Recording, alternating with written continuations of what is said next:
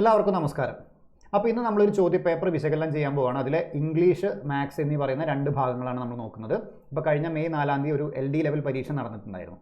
അപ്പോൾ അതിൻ്റെ English maths ചോദ്യങ്ങളാണ് നമ്മൾ ഇന്ന് ഡിസ്കസ് ചെയ്യുന്നത്. ഓക്കെ, അപ്പോൾ നമുക്ക് തുടങ്ങാം. ആദ്യത്തെ ചോദ്യം നോക്കിക്കേ. 5, 10 എന്നീ സംഖ്യകൾ കൊണ്ട് ഒരേ സമയം ഹരിക്കുമ്പോൾ 3 ശിഷ്ടം 3 കിട്ടുന്ന സംഖ്യകളുടെ സമാന്തര ശ്രേണിയുടെ പൊതുവ്യത്യാസമായി വരുന്ന സംഖ്യ എത്രയായിരുന്നു? അതായത് ഒരു നമ്പറിനെ 5 കൊണ്ടും 10 കൊണ്ടും ഹരിക്കുമ്പോൾ നമുക്ക് 3 ശിഷ്ടം കിട്ടുന്ന കുറച്ച് നമ്പറുകൾ ഉണ്ടാവും. ആ നമ്പർ സെലക്ട് ചെയ്തെടുക്കണം. അത്തരത്തിൽ ആ നമ്പർ സെലക്ട് ചെയ്തിട്ട് നമ്മൾ അതൊരു സമാന്തര ശ്രേണിയായിട്ട് എഴുതി കഴിഞ്ഞാൽ അതിൽ നിന്ന് വരുന്ന പൊതുവ്യത്യാസം എത്രയാണെന്നാണ് ചോദ്യം. ഓക്കെ, അപ്പോൾ നമ്മൾ എന്ത് ചെയ്യണം? ഇത്തരം ചോദ്യങ്ങൾക്ക് നമ്മൾ LCM മെത്തേഡ് വെച്ചിട്ടാണ് ചെയ്യുന്നത്. ഓക്കെ, ഇത്തരം ചോദ്യങ്ങൾ നമ്മൾ LCM വെച്ചിട്ടാണ് ചെയ്യുക. അപ്പോൾ നമ്മൾ ഇത്തരം ഒരു ചോദ്യം വരുമ്പോൾ തന്നിരിക്കുന്ന നമ്പറുകളുടെ LCM കണ്ടുപിടിക്കണം. LCM ഓഫ് 5, 10 എന്ന് പറയുന്ന നമ്പറിൻ്റെ എത്രയാണ് LCM? നമുക്കറിയാം 10 ആണ് LCM എന്ന് പറയും. LCM കണ്ടുപിടിക്കാനൊക്കെ നിങ്ങൾക്ക് അറിയുന്നുണ്ടാവും. ഓക്കെ, അപ്പോൾ 10 ആണ് 5, 10 എന്ന് പറയുന്നതിൻ്റെ LCM എന്ന് പറയുന്നത്. LCM കിട്ടിക്കഴിഞ്ഞാൽ അതിൻ്റെ കൂടെ നമ്മൾ തന്നിരിക്കുന്ന ശിഷ്ടം കൂട്ടണം. ഓക്കെ, അപ്പോൾ 10 LCM കിട്ടി. അതിൻ്റെ കൂടെ ശിഷ്ടം ഇവിടെ എത്ര തന്നിരിക്കുന്നത്? 3 തന്നിട്ടില്ല. അപ്പോൾ 10 + 3 13 എന്ന് കിട്ടും. അങ്ങനെയാണെങ്കിൽ ഈ കിട്ടുന്ന സംഖ്യകളുടെ സമാന്തര ശ്രേണി ഉണ്ടല്ലോ, അതിൽ ആദ്യത്തെ നമ്പറാണ് നമ്മുടെ 13 എന്ന് പറയുന്നത്. ഇനി രണ്ടാമത്തെ നമ്പർ കിട്ടണമെങ്കിൽ ആദ്യം കിട്ടിയ നമ്പറിന് കൂടെ വീണ്ടും LCM കൂട്ടണം. ഇവിടെ എത്രയാണ് LCM? 10 ആണ്. ഓക്കെ, അപ്പോൾ വീണ്ടും എന്ത് കൂട്ടണം? LCM കൂട്ടണം. അപ്പോൾ 13ൻ്റെ കൂടെ വീണ്ടും LCM ആയ 10 കൂട്ടുമ്പോൾ നമുക്ക് 23 കിട്ടും. അടുത്ത നമ്പർ എങ്ങനെ കിട്ടും? 23ൻ്റെ കൂടെ LCM ആയ 10 കൂട്ടുമ്പോൾ നമുക്ക് 33 കിട്ടും. ഓക്കെ, വീണ്ടും 10 കൂട്ടുമ്പോൾ നമുക്ക് 43 കിട്ടും. ആ രീതിയിലാണ് ഈ പറയുന്ന സമാന്തര ശ്രേണി പോകുന്നത്. ഓക്കെ, അങ്ങനെയാണെങ്കിൽ ഇതിൻ്റെ പൊതുവ്യത്യാസം എത്രയാണ്? 23ൽ നിന്നും 13 കുറച്ചാൽ നമുക്ക് പൊതുവ്യത്യാസം കിട്ടും 10. അല്ലെങ്കിൽ 43ൽ നിന്നും 33 കുറച്ചാൽ നമുക്ക് പൊതുവ്യത്യാസം കിട്ടും 10. അപ്പോൾ നമ്മുടെ ഉത്തരം എത്രയാണ്? 10. ഓക്കെ, ഈ രീതിയിലാണ് ഈ ചോദ്യങ്ങൾ നമ്മൾ അപ്രോച്ച് ചെയ്യേണ്ടത്. ഓക്കെ, ഇനി വളരെ സിമ്പിളായിട്ട് പറയുകയാണെന്നുണ്ടെങ്കിൽ ഇത്തരം ഒരു ശ്രേണി തരികയാണെങ്കിൽ, ഇത്തരം ഒരു ചോദ്യം വരികയാണെങ്കിൽ ഓക്കെ, അതിൽ നമുക്ക് ഉത്തരം കിട്ടാൻ വേണ്ടി ജസ്റ്റ് പൊതുവ്യത്യാസം കിട്ടാൻ വേണ്ടിയിട്ട് LCM തന്നെയായിരിക്കും നമ്മുടെ ഉത്തരമായിട്ട് വരുന്നത് അല്ലേ? അപ്പോൾ ഉദാഹരണം പറയുകയാണ്, നമ്മൾ ഇവിടെ 4 ശിഷ്ടം വരികയെന്ന് വെച്ചാൽ അപ്പോൾ LCM 5നെയും 10നെയും നമുക്ക് 10 എന്ന് കിട്ടി. ഓക്കെ, 10ൻ്റെ കൂടെ നമ്മൾ ശിഷ്ടം തന്നിരിക്കുന്ന 4 ചോദ്യത്തിൽ നിന്ന് വിചാരിക്കുക. ഓക്കെ, അപ്പോൾ 14 കിട്ടി. ആദ്യത്തെ നമ്പർ 14, അതിൻ്റെ കൂടെ വീണ്ടും LCM ആയ 10 കൂട്ടുമ്പോൾ 24, 34 ആ രീതിയിൽ പോയി. അപ്പോൾ നമുക്ക് എത്ര പൊതുവ്യത്യാസം കിട്ടാൻ പോകുന്നത്? 24-ന് 14 ഓർക്കുമ്പോൾ 10 എന്നല്ല കിട്ടുന്നത്. അപ്പോൾ സിമ്പിളായിട്ട് നമുക്ക് ഇത്തരം ഒരു ചോദ്യം വന്നു കഴിഞ്ഞാൽ ശിഷ്ടം എത്രയായിക്കോട്ടെ നമുക്ക് കിട്ടാൻ പോകുന്ന ഉത്തരം എന്തായിരിക്കും? LCM തന്നെ, നമ്മൾ കണ്ടുപിടിക്കുന്ന LCM തന്നെയായിരിക്കും നമുക്ക് പൊതുവ്യത്യാസമായിട്ട് കിട്ടാൻ പോകുന്നത്. ഓക്കെ, ലോജിക്ക് മനസ്സിലായി എന്ന് വിചാരിക്കുന്നു. നമുക്ക് അടുത്ത ക്വസ്റ്റിലേക്ക് പോകാം. 5 മുതൽ 25 വരെയുള്ള ഒറ്റ എണ്ണൽ സംഖ്യകളുടെ തുക എത്രയാണെന്നാണ് ചോദ്യം. ഓക്കെ, ആദ്യം നിങ്ങൾ പോസ് ചെയ്തിട്ട് സ്വന്തമായിട്ടൊന്ന് ചെയ്ത് നോക്കണം കേട്ടോ, എന്നിട്ട് ആൻസർ നോക്കുക. അപ്പോൾ എന്താണ് 5 മുതൽ 25 വരെയുള്ള ഒറ്റ എണ്ണൽ സംഖ്യകളുടെ തുക എത്ര? ഓക്കെ, അപ്പോൾ നമുക്ക് എന്ത് ചെയ്താം? 5 മുതൽ 25 വരെയാണ്. അപ്പോൾ 5 ആണ് ആദ്യത്തത് അല്ലേ? ലാസ്റ്റത്തെ എത്രയാണ്? 25 ആണ്. ഓക്കെ, ഇനി അതാ മുതൽ ഒറ്റ എണ്ണൽ സംഖ്യകളാണ് അല്ലേ? ഒറ്റ അക്ക സംഖ്യേനെ കുറിച്ചാണ് പറയുന്നത്. അപ്പോൾ 5 കഴിഞ്ഞാൽ 7, 9, 11 ആ രീതിയിലാണ് പോകുന്നത്. ഓക്കെ, 5, 7, 9, 11, 25 ലാസ്റ്റ് വരുന്നത്. ഓക്കെ, ഇപ്പോൾ നമുക്ക് കിട്ടുന്ന എന്താണ്? നമുക്കറിയാം അതിൻ്റെ പൊതുവ്യത്യാസം എത്രയാണ് അല്ലേ? 7-ന്ന് 5 കുറച്ചാൽ 2. അപ്പോൾ ഇത് നമുക്കറിയാം ഇതൊരു സമാന്തര ശ്രേണിയാണ്. അപ്പോൾ സമാന്തര ശ്രേണിയുടെ ക്ലാസ് വിശദമായിട്ട് ഞാനിവിടെ എടുത്തിട്ടുണ്ട്. ഓക്കെ, അത് വെച്ച് കഴിഞ്ഞിട്ട് നമുക്ക് സിമ്പിളായിട്ട് കണ്ടുപിടിക്കാം. ഇനി എന്താണ്? ഇതിൻ്റെ തുക കണ്ടുപിടിച്ചാൽ മതി. തുക കണ്ടുപിടിക്കാനുള്ള ഇക്വേഷനൊക്കെ നമ്മൾ പറഞ്ഞതാണ് അല്ലേ? ക്ലാസ്സിൽ പറഞ്ഞതാണ്. എന്താണ്? ആദ്യത്തെ നമ്പറും അവസാനത്തെ നമ്പറും തന്നിട്ടുള്ള ഒരു ശ്രേണിയാണെങ്കിൽ നമുക്ക് ഇക്വേഷൻ എങ്ങനെയാണ് സം കണ്ടുപിടിക്കാനുള്ളത്? n/2 ഇൻറ്റു ആദ്യത്തെ പദം പ്ലസ് അവസാനത്തെ പദം, first term plus last term എന്ന് പറയുന്നതാണ് നമ്മുടെ ഇക്വേഷൻ. അപ്പോൾ n/2, എന്നിൻ്റെ വാല്യൂ നമുക്ക് അറിയത്തില്ല അല്ലേ? എത്രയാണെന്ന് അറിയത്തില്ല. ഫസ്റ്റ് ടേം എത്രയാണ്? 5 ആണ്. ലാസ്റ്റ് ടേം എത്രയാണ്? 25 ആണ്. അപ്പോൾ n ഇവിടെ കണ്ടുപിടിച്ചാൽ മതി. n കണ്ടുപിടിക്കാൻ എന്താ ചെയ്യേണ്ടത്? n കണ്ടുപിടിക്കാൻ എന്ത് ചെയ്യണം? നമുക്ക് സാധാരണ ഒരു ഇക്വേഷൻ അറിയാം, a + n-1 ഇൻറ്റു d ചെയ്താൽ മതി അല്ലേ? വേറെ ഇക്വേഷൻ ഉണ്ട്, പക്ഷേ ഇത് എല്ലാവരും പഠിച്ചതായിരിക്കും. അപ്പോൾ ഇത് വെച്ചിട്ട് തന്നെ നമുക്ക് ചെയ്യാം. ഇതിൽ ആദ്യത്തെ പദം എന്ന് പറയുന്നത് 5 ആണ് അല്ലേ? n-1 നമുക്ക് അറിയത്തില്ല. ഓക്കെ, d എന്ന് പറയുന്നത് എത്രയാണ്? d എന്ന് പറയുന്നത് പൊതുവ്യത്യാസമാണ്. ഇവിടെ 2 ആണ്. അത് നമുക്ക് എന്തായിട്ട് ഇക്വേറ്റ് ചെയ്യാൻ പറ്റും? നമ്മൾ അവസാന പദം 25ാമത്തെ ടേം, ഇതിൽ n കണ്ടുപിടിക്കാൻ എന്ത് ചെയ്യണം? ഈ മൊത്തം വരുന്ന 25ാമത് വരുന്ന പദം എത്രാമതായിട്ടാണ് വരുന്നതാണ് കണ്ടുപിടിക്കുന്നത്. അതിനാണ് നമ്മൾ nth ടേമിൻ്റെ ഇക്വേഷനായിട്ട് പഠിച്ചിട്ടുള്ളത്. nth ടേം കണ്ടുപിടിക്കാനുള്ള ഇക്വേഷൻ അല്ലെങ്കിൽ അവസാനത്തെ പദം കണ്ടുപിടിക്കാനുള്ള equation a + n-1 into d. അതാണ് നമ്മളിവിടെ ഇട്ടിരിക്കുന്നത് അല്ലേ? അപ്പോൾ ഇത് എത്രയാണ്? അവസാനത്തെ പദം എന്ന് പറഞ്ഞാൽ ഇവിടെ 25 ആണ് വരുന്നത്. 25ാമത്തെ പദം എത്രാമത്തെ പദമായിട്ടാണ് വരുന്നത് നമ്മൾ കണ്ടുപിടിക്കുന്നു. അപ്പോൾ ഈ n-ൻ്റെ വാല്യൂ കിട്ടുമ്പോൾ നമുക്ക് എന്ത് മനസ്സിലാവും? 25ാമത്തെ പദം ഈ പറയുന്ന ഇത്രാമത്തെയാണെന്ന് മനസ്സിലാവും. ഓക്കെ, അപ്പോൾ ഇത് നമുക്ക് ഇക്വേഷൻ കിട്ടി. ഇനി നമ്മൾ ഇന്ന് n കണ്ടുപിടിച്ചാൽ മതി. n കണ്ടുപിടിക്കാൻ എന്ത് ചെയ്യും? n-1 × 2. ഈ 5നെ അങ്ങോട്ട് കൊണ്ടുപോകും. അപ്പോൾ 25 - 5 എന്ന് വരുമ്പോൾ 20 എന്ന് വരും അല്ലേ? 20 എന്ന് വരും. ഇനി n-1നെ അവിടെ നിർത്തി 2നെ ഇങ്ങോട്ട് കൊണ്ടുപോകുമ്പോൾ × 2 ഇവിടെ പോകുമ്പോൾ ഡിവൈഡ് ആവും. അപ്പോൾ 20/2 10 വരും. n ഇവിടെ വരുമ്പോൾ ഈ -1 അങ്ങോട്ട് പോകുമ്പോൾ +1 എന്നാവും. അപ്പോൾ 10 + 1 11 എന്ന് കിട്ടും. അപ്പോൾ ഓക്കെ, അപ്പോൾ നമുക്ക് n-ൻ്റെ പദം എത്ര കിട്ടിയത്? 25ാമത്തെ പദം എന്ന് പറയുന്നത് 11ാമത്തെ ആയിട്ടോ. 25 എന്ന് പറയുന്നത് 11ാമത്തെ പദമാണെന്ന് നമുക്ക് കിട്ടി. മനസ്സിലായില്ലേ? അപ്പോൾ ഈ a+n-1 × d-നെ തന്നെ നിങ്ങൾക്ക് വേറെ രീതിയിൽ എഴുതാൻ പറ്റും. എങ്ങനെ എഴുതാറ്? അവസാനത്തെ പദം എത്രയാണോ അത് മൈനസ് ഫസ്റ്റ് ടേം ബൈ പൊതുവ്യത്യാസം എത്രയാണ്? 2 +1 എന്ന് പറയുമ്പോൾ നമുക്ക് ഈ പറയുന്ന എന്ത് കിട്ടണം? 11 എന്ന് പറഞ്ഞ ഉത്തരം കിട്ടും. അതായത് ഈ സാധനത്തിനെ ഈ രീതിയിൽ നമുക്ക് മാറ്റി എഴുതാൻ പറ്റും. നിങ്ങളൊരു ഒറ്റ ഇക്വേഷൻ പഠിച്ചാൽ അത് ഏതാണ് നമുക്ക് കോൺഫിഡൻസ് ആ ഇക്വേഷൻ പഠിക്കുക, എന്നിട്ട് സബ്സ്റ്റിറ്റ്യൂട്ട് ചെയ്യുക, ഉത്തരത്തിലെത്തുക.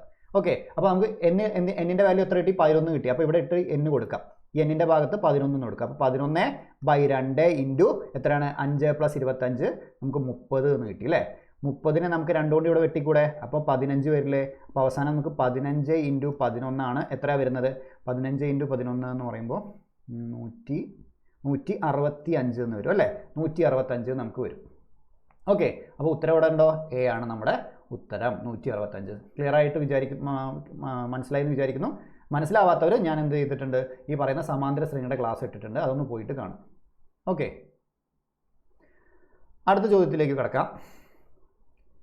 ഇതും കണ്ടോ, സമാന്തര ശ്രേണിയുമായി ബന്ധപ്പെട്ട ഒരു ചോദ്യം തന്നെയാണ്. അപ്പോൾ പൊതുവ്യത്യാസം 6 ആയ സമാന്തര ശ്രേണിയുടെ 7ാം പദം 52 ആയാൽ 16ാം പദം എത്രയാണെന്നാണ്. ഇവിടെ 7ാം പദം എത്രയാണ് തന്നിട്ടുണ്ട്? 7ാം പദം കണ്ടുപിടിക്കാൻ നമ്മൾ എന്താ ചെയ്യേണ്ടത്? a+6d ആണ് 7ാം പദം അല്ലേ? അതൊക്കെ നമ്മൾ ക്ലാസ്സിൽ പറഞ്ഞതാണ്. അത് എത്രയാണ്? 52 ആണ് തന്നിട്ടുണ്ട്.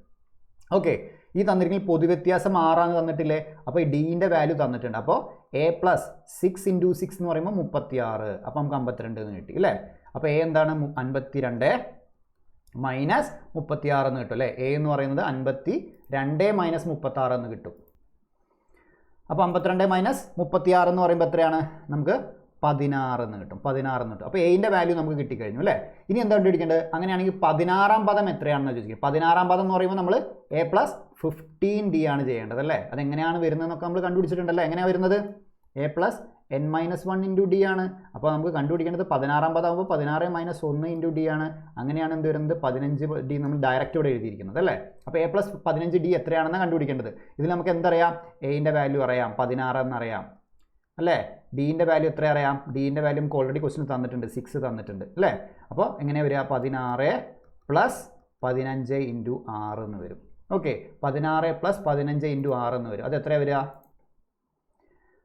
15 × 6 എന്ന് പറയുമ്പോൾ എത്ര വരിക? 15 × 6 എന്ന് പറയുമ്പോൾ 90 എന്ന് വരും. അങ്ങനെയാണെങ്കിൽ 16 + 90 എന്ന് വരും. അപ്പോൾ എത്ര വരും? 106 എന്ന് വരും. ഓക്കെ, 106 എന്ന് വരും. ഓപ്ഷനിൽ 106 ഉണ്ടോ എന്ന് നോക്കിയേ. ഓപ്ഷനിൽ 106 ഉണ്ട്. അപ്പോൾ നമ്മുടെ ഉത്തരം ബി ആണ്. അടുത്ത ക്വസ്റ്റ്യൻ നോക്കിയേ. 74. 12 ഭുജങ്ങളുള്ള ഒരു ബഹുഭുജത്തിൻ്റെ ഒരു അകക്കോണിൻ്റെ അളവ് എത്ര എന്നാണ്. ബഹുഭുജം എന്നൊക്കെ പറഞ്ഞാൽ എന്താണ്? പോളിഗൺ ആണ് അല്ലേ? പോളിഗൺ എന്ന് പറഞ്ഞാൽ എന്താണ്? ബഹുഭുജം എന്ന് പറഞ്ഞാൽ ഏറ്റവും ചെറിയ കൂട്ടി യോജിപ്പിക്കാൻ പറ്റുന്ന ഇത് ട്രയാങ്കിൾ ആണല്ലേ? 3 സൈഡുള്ളതാണ് നമുക്ക് കൂട്ടി യോജിപ്പിക്കാൻ പറ്റുന്നത്. അത്തരത്തിൽ കൂട്ടി യോജിക്കാൻ പറ്റുന്ന ഏറ്റവും ചെറിയതെന്ന് പറയുന്നത് 3 സൈഡുള്ള ഇത്തരത്തിലാണ് ക്ലോസ്ഡ് ഫിഗർ എന്ന് പറയുന്നത്. അപ്പോൾ 3ഓ അതിലധികമോ ഭുജങ്ങളുള്ള അല്ലെങ്കിൽ സൈഡുകളുള്ള ഇത്തരത്തിലുള്ള ക്ലോസ്ഡ് ആയ ഫിഗറുകളെയാണ് നമ്മൾ എന്ത് പറയുന്നത്? പോളിഗൺ അഥവാ ബഹുഭുജം എന്ന് പറയുന്നത്. ഇതിൻ്റെ അകക്കോൺ എന്ന് പറയുമ്പോൾ ഇതിൻ്റെ ഇൻറ്റീരിയർ ആംഗിൾ ആണ് പറയുന്നത്. ഓക്കെ, അപ്പോൾ ഇത്തരത്തിലൊരു ഇക്വേഷൻ, ഇത്തരത്തിൽ പോളിഗൺ അഥവാ ബഹുഭുജത്തിൻ്റെ ഇവിടെ ഒരു സംഭവം കൂടി ഉണ്ട് കേട്ടോ. നമുക്ക് സാധാരണഗതിയിൽ ഇവിടെ ബഹുഭുജം എന്ന് പറയുമ്പോഴേ ഈ പറയുന്ന ഇൻറ്റീരിയർ ആംഗിൾ ഈക്വൽ ആയിട്ട് വരത്തുള്ളൂ. ഓക്കെ, അത് ഏത് ഫിഗർ ആയിക്കോട്ടെ, എത്ര സൈഡുള്ള ഫിഗർ ആയിക്കോട്ടെ, അത് സമഭുജം എന്ന് പറയുമ്പോൾ ഞാൻ വരച്ചത് നോക്കണ്ട, അത് ഈക്വൽ ആണെന്ന് വിചാരിക്കുക. ഈ എല്ലാ ആംഗിളും ഈക്വൽ ആണെന്ന് വിചാരിക്കുക. ഈക്വൽ ആണെങ്കിൽ മാത്രമേ നമുക്ക് ഈ പറയുന്ന ഉത്തരം കണ്ടുപിടിക്കാൻ പറ്റുള്ളൂ. ഓരോ ആംഗിളും ഓരോ രീതിയിലാണെങ്കിൽ നമുക്ക് ഈ ക്വസ്റ്റിന് ഉത്തരം ചെയ്യാൻ പറ്റത്തില്ല. ഓക്കെ, അപ്പോൾ സമബഹുഭുജം എന്ന് പറയുന്ന റെഗുലർ പോളിഗൺ എന്ന് പറയുന്ന ഒരു സാധനം കൂടി. അപ്പോൾ ഈ സമം എന്ന് പറയുന്ന സാധനം നമ്മളിവിടെ എഴുതി ചേർക്കുകയാണ്. ക്വസ്റ്റിൽ ഇവർ തന്നിട്ടില്ല. ഓക്കെ, പക്ഷേ ഇത് സമബഹുഭുജമാണെന്ന് നമ്മൾ എടുത്ത് വിചാരിച്ചിട്ടാണ് ഈ ക്വസ്റ്റ്യൻ ചെയ്യേണ്ടത്. ഓക്കെ, അങ്ങനെ കൺസിഡർ ചെയ്തിട്ടാണ് നമ്മൾ ഈ ക്വസ്റ്റ്യൻ ചെയ്യുന്നത്. അങ്ങനെ ആണെങ്കിൽ മാത്രമേ നമുക്ക് ഉത്തരം കിട്ടത്തുള്ളൂ. ഓക്കെ, അപ്പോൾ സമബഹുഭുജം എന്ന് പറയുമ്പോൾ ഈ തന്നിരിക്കുന്ന 12 സൈഡുകളുള്ള ഈ പോളിഗണിൻ്റെ ഓരോ അകക്കോണും ഓരോ ഇൻറ്റീരിയർ ആംഗിളും ഈക്വൽ ആണ് എന്ന് നമ്മൾ കൺസിഡർ ചെയ്യാണ്. അങ്ങനെ കൺസിഡർ ചെയ്യുമ്പോൾ അതിൻ്റെ പേര് എന്ത് വിളിക്കുക? സമബഹുഭുജം എന്ന് വിളിക്കുന്നത്. ഓക്കെ, അത്തരത്തിൽ ഒരു പോളിഗണിൻ്റെ ഇൻറ്റീരിയർ ആംഗിളിൻ്റെ സം എന്ന് പറയുന്ന ഒരു ഇക്വേഷൻ നമുക്കറിയാം. ഓക്കെ, സം കണ്ടുപിടിക്കാൻ ഒരു ഇക്വേഷൻ നിങ്ങൾ പഠിച്ചിട്ടുണ്ടാവും, ഓർമ്മയില്ലേ? അത് വളരെ ഇമ്പോർട്ടൻ്റ് ആയിട്ട് പഠിച്ചു വയ്ക്കുക. അതായത് ഇത്തരത്തിലുള്ള പോളിഗൺ റെഗുലർ പോളിഗൺ അഥവാ സമബഹുഭുജത്തിൻ്റെ അകക്കോണുകളുടെ ഇൻറ്റീരിയർ ആംഗിളുകളുടെ തുക എന്ന് പറയുന്ന എല്ലാം കൂടെ കൂട്ടി കിട്ടുന്ന തുക എന്ന് പറയുന്ന ഇക്വേഷനാണ് n-2 ഇൻറ്റു 180 എന്ന് പറയും. n-2 ഇൻറ്റു 180 എന്ന് പറയുന്നത്. ഓക്കെ, ഇവിടെ n എന്ന് പറയുന്നത് എത്ര ഭുജങ്ങളുണ്ട് അഥവാ എത്ര സൈഡുകളുണ്ട്. ഇവിടെ തന്നിരിക്കുന്നത് 12 ഭുജങ്ങളാണ്. അപ്പോൾ ഇവിടത്തെ കേസിൽ n എന്ന് പറയുന്നത് 12 ആണ്.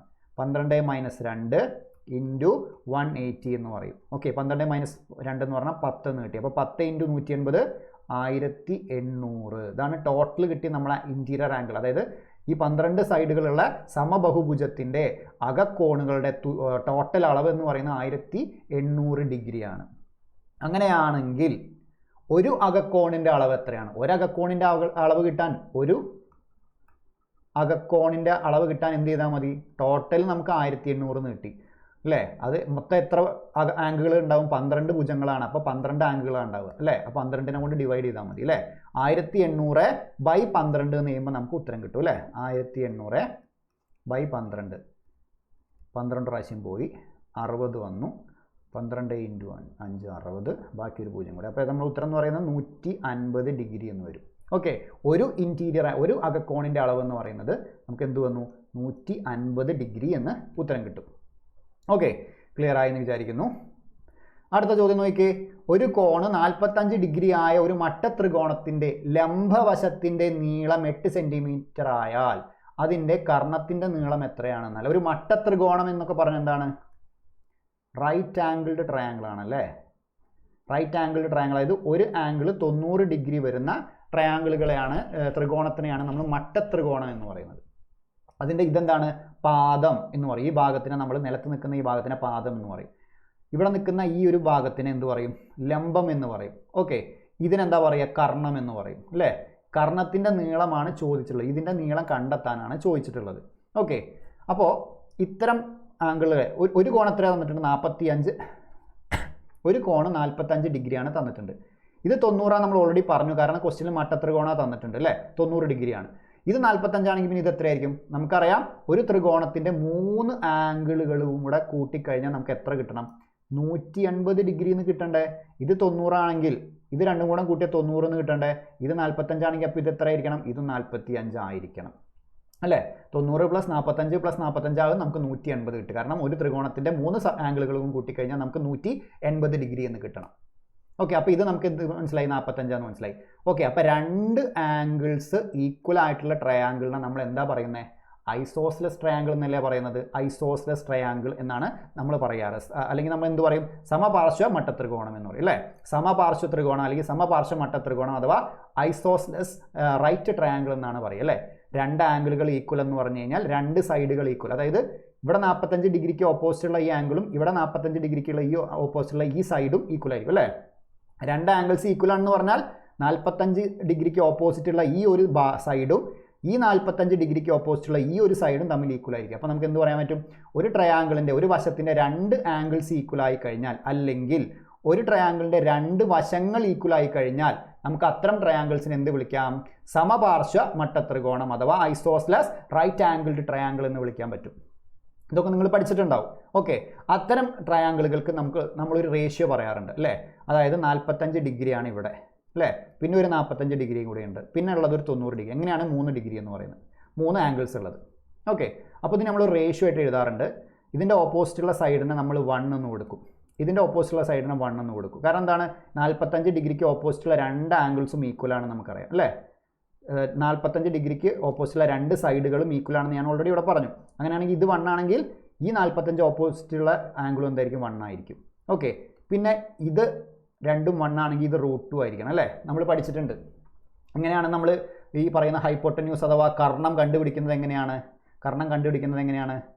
√, പാദം സ്ക്വയർ. ഇവിടെ 1 അല്ലേ കൊടുത്തുള്ളത്, നമ്മൾ ഇവിടെ 1 കൊടുത്തുള്ളത്, അതുകൊണ്ട് പിന്നെ ലംബം സ്ക്വയർ. അങ്ങനെയുള്ള കണ്ടുപിടിക്കുക. അപ്പോൾ എത്രയാണ്? √1 + 1 സ്ക്വയർ എന്ന് പറഞ്ഞാൽ 1 തന്നെ. 1 + 1 2 എന്ന് കിട്ടി. അപ്പോൾ √2 എന്ന് കിട്ടി. അതാണ് ഇവിടെ √2 എന്ന് എഴുതിയത്. അപ്പോൾ നിങ്ങൾ കാണാതെ പഠിക്കുക. ഇത്തരത്തിലൊരു ഐസോസ്ലെസ് റൈറ്റ് ആംഗിൾഡ് ട്രയാങ്കിൾ ആണെങ്കിൽ ആ പറയുന്ന സാധനത്തിൻ്റെ വശങ്ങളുടെ റേഷ്യോ എന്ന് പറയുന്നത് 1:1:√2 ആയിരിക്കും. 45 ഓപ്പോസിറ്റുള്ളത് 1, 45 ഓപ്പോസിറ്റുള്ള 1 2 ഈക്വൽ ആണെന്ന് നമുക്കറിയാം. അങ്ങനെയാണെങ്കിൽ 90 ഓപ്പോസിറ്റുള്ള √2 ആണ്. ആ √2 കിട്ടുന്നത് വിധം ഞാൻ ഇവിടെ പറഞ്ഞു. ഇത് പൈതഗോറസ് ഇക്വേഷൻ വെച്ചിട്ടാണ് നമ്മളത് ചെയ്യുന്നത്. ഓക്കെ, അപ്പോൾ സാധനം മനസ്സിലായല്ലോ. അപ്പോൾ ഈ രീതിയിൽ ഐസോസ്ലർ ഒരു സമപാർശ്വ മട്ട ത്രികോണത്തിൻ്റെ ആംഗിളുകൾ തമ്മിലുള്ള റേഷ്യോ എന്ന് പറയുന്നത് എന്താണ്? 1:1:√2 ആണ്. ഓക്കെ, ഇനി ഇവിടെ ക്വസ്റ്റിൽ തന്നു നോക്കി, ഒരു കോൺ 45 ഡിഗ്രി ആയ ഒരു മട്ട ത്രികോണത്തിന് ലംബവശത്തിൻ്റെ നീളം എത്രയാണ് തന്നിട്ടുള്ളത്? 8 സെൻറ്റിമീറ്റർ. അതാണ് ലംബവശം. ലംബം എന്ന് പറയുന്നതല്ലേ, ഇതിൻ്റെ സെൻറ്റിമീറ്റർ 8 സെൻറ്റിമീറ്ററാണ് തന്നിട്ടുണ്ട്. അതായത് ഇതിൽ 45 ഡിഗ്രി എന്ന് പറയുന്നത് ഇത് ആയിട്ടാണല്ലോ നമ്മൾ 45 ഡിഗ്രിക്ക് ഓപ്പോസിറ്റ് ഉള്ളതല്ലേ ഇത്. ഇതിനെ നമ്മൾ ഒന്നായിട്ടല്ലേ കൺസിഡർ ചെയ്തിരിക്കുന്നത്. ഈ ഒന്ന് എത്രയാണെന്ന് ക്വസ്റ്റിന് തന്നിട്ടുണ്ട്? 8 സെൻറ്റിമീറ്ററാണ് തന്നിട്ടുണ്ട്. ഇത് 8 സെൻറ്റിമീറ്ററാണ് തന്നിട്ടുണ്ടെങ്കിൽ ഈ പറയുന്നതും എത്രയായിരിക്കും? 8 തന്നെ ആയിരിക്കും. അങ്ങനെയാണെങ്കിൽ ഇത് എത്രയായിരിക്കും? 8 കൊണ്ട് ഇൻറ്റു ചെയ്താൽ മതി. 1 × 8 അല്ലേ? ഇവിടെ 8 എങ്ങനെ കിട്ടിയത്? വീണ്ടും 8 കൊണ്ട് ഇൻറ്റു ചെയ്യാണ്. അങ്ങനെയാണെങ്കിൽ ഇവിടെ 8 കൊണ്ട് ഇൻറ്റു ചെയ്താൽ മതി. അപ്പോൾ 8 × √2 എന്ന് കിട്ടും. നമുക്ക് ഉത്തരം എത്രയാണ്? 8√2 എന്ന് കിട്ടും. അങ്ങനെ ഒരു സാധനം തന്നിട്ടുണ്ടോ? 8√2 എന്ന് പറഞ്ഞൊരു സാധനം തന്നിട്ടുണ്ട്. അപ്പോൾ നമ്മുടെ 75ൻ്റെ ഉത്തരം 8√2. മനസ്സിലായി എന്ന് വിചാരിക്കുന്നു. റിപ്പീറ്റ് ചെയ്ത് ഒന്നും കൂടി കേൾക്കുക. ഓക്കെ, അടുത്ത ചോദ്യത്തിലേക്ക് പോവാം.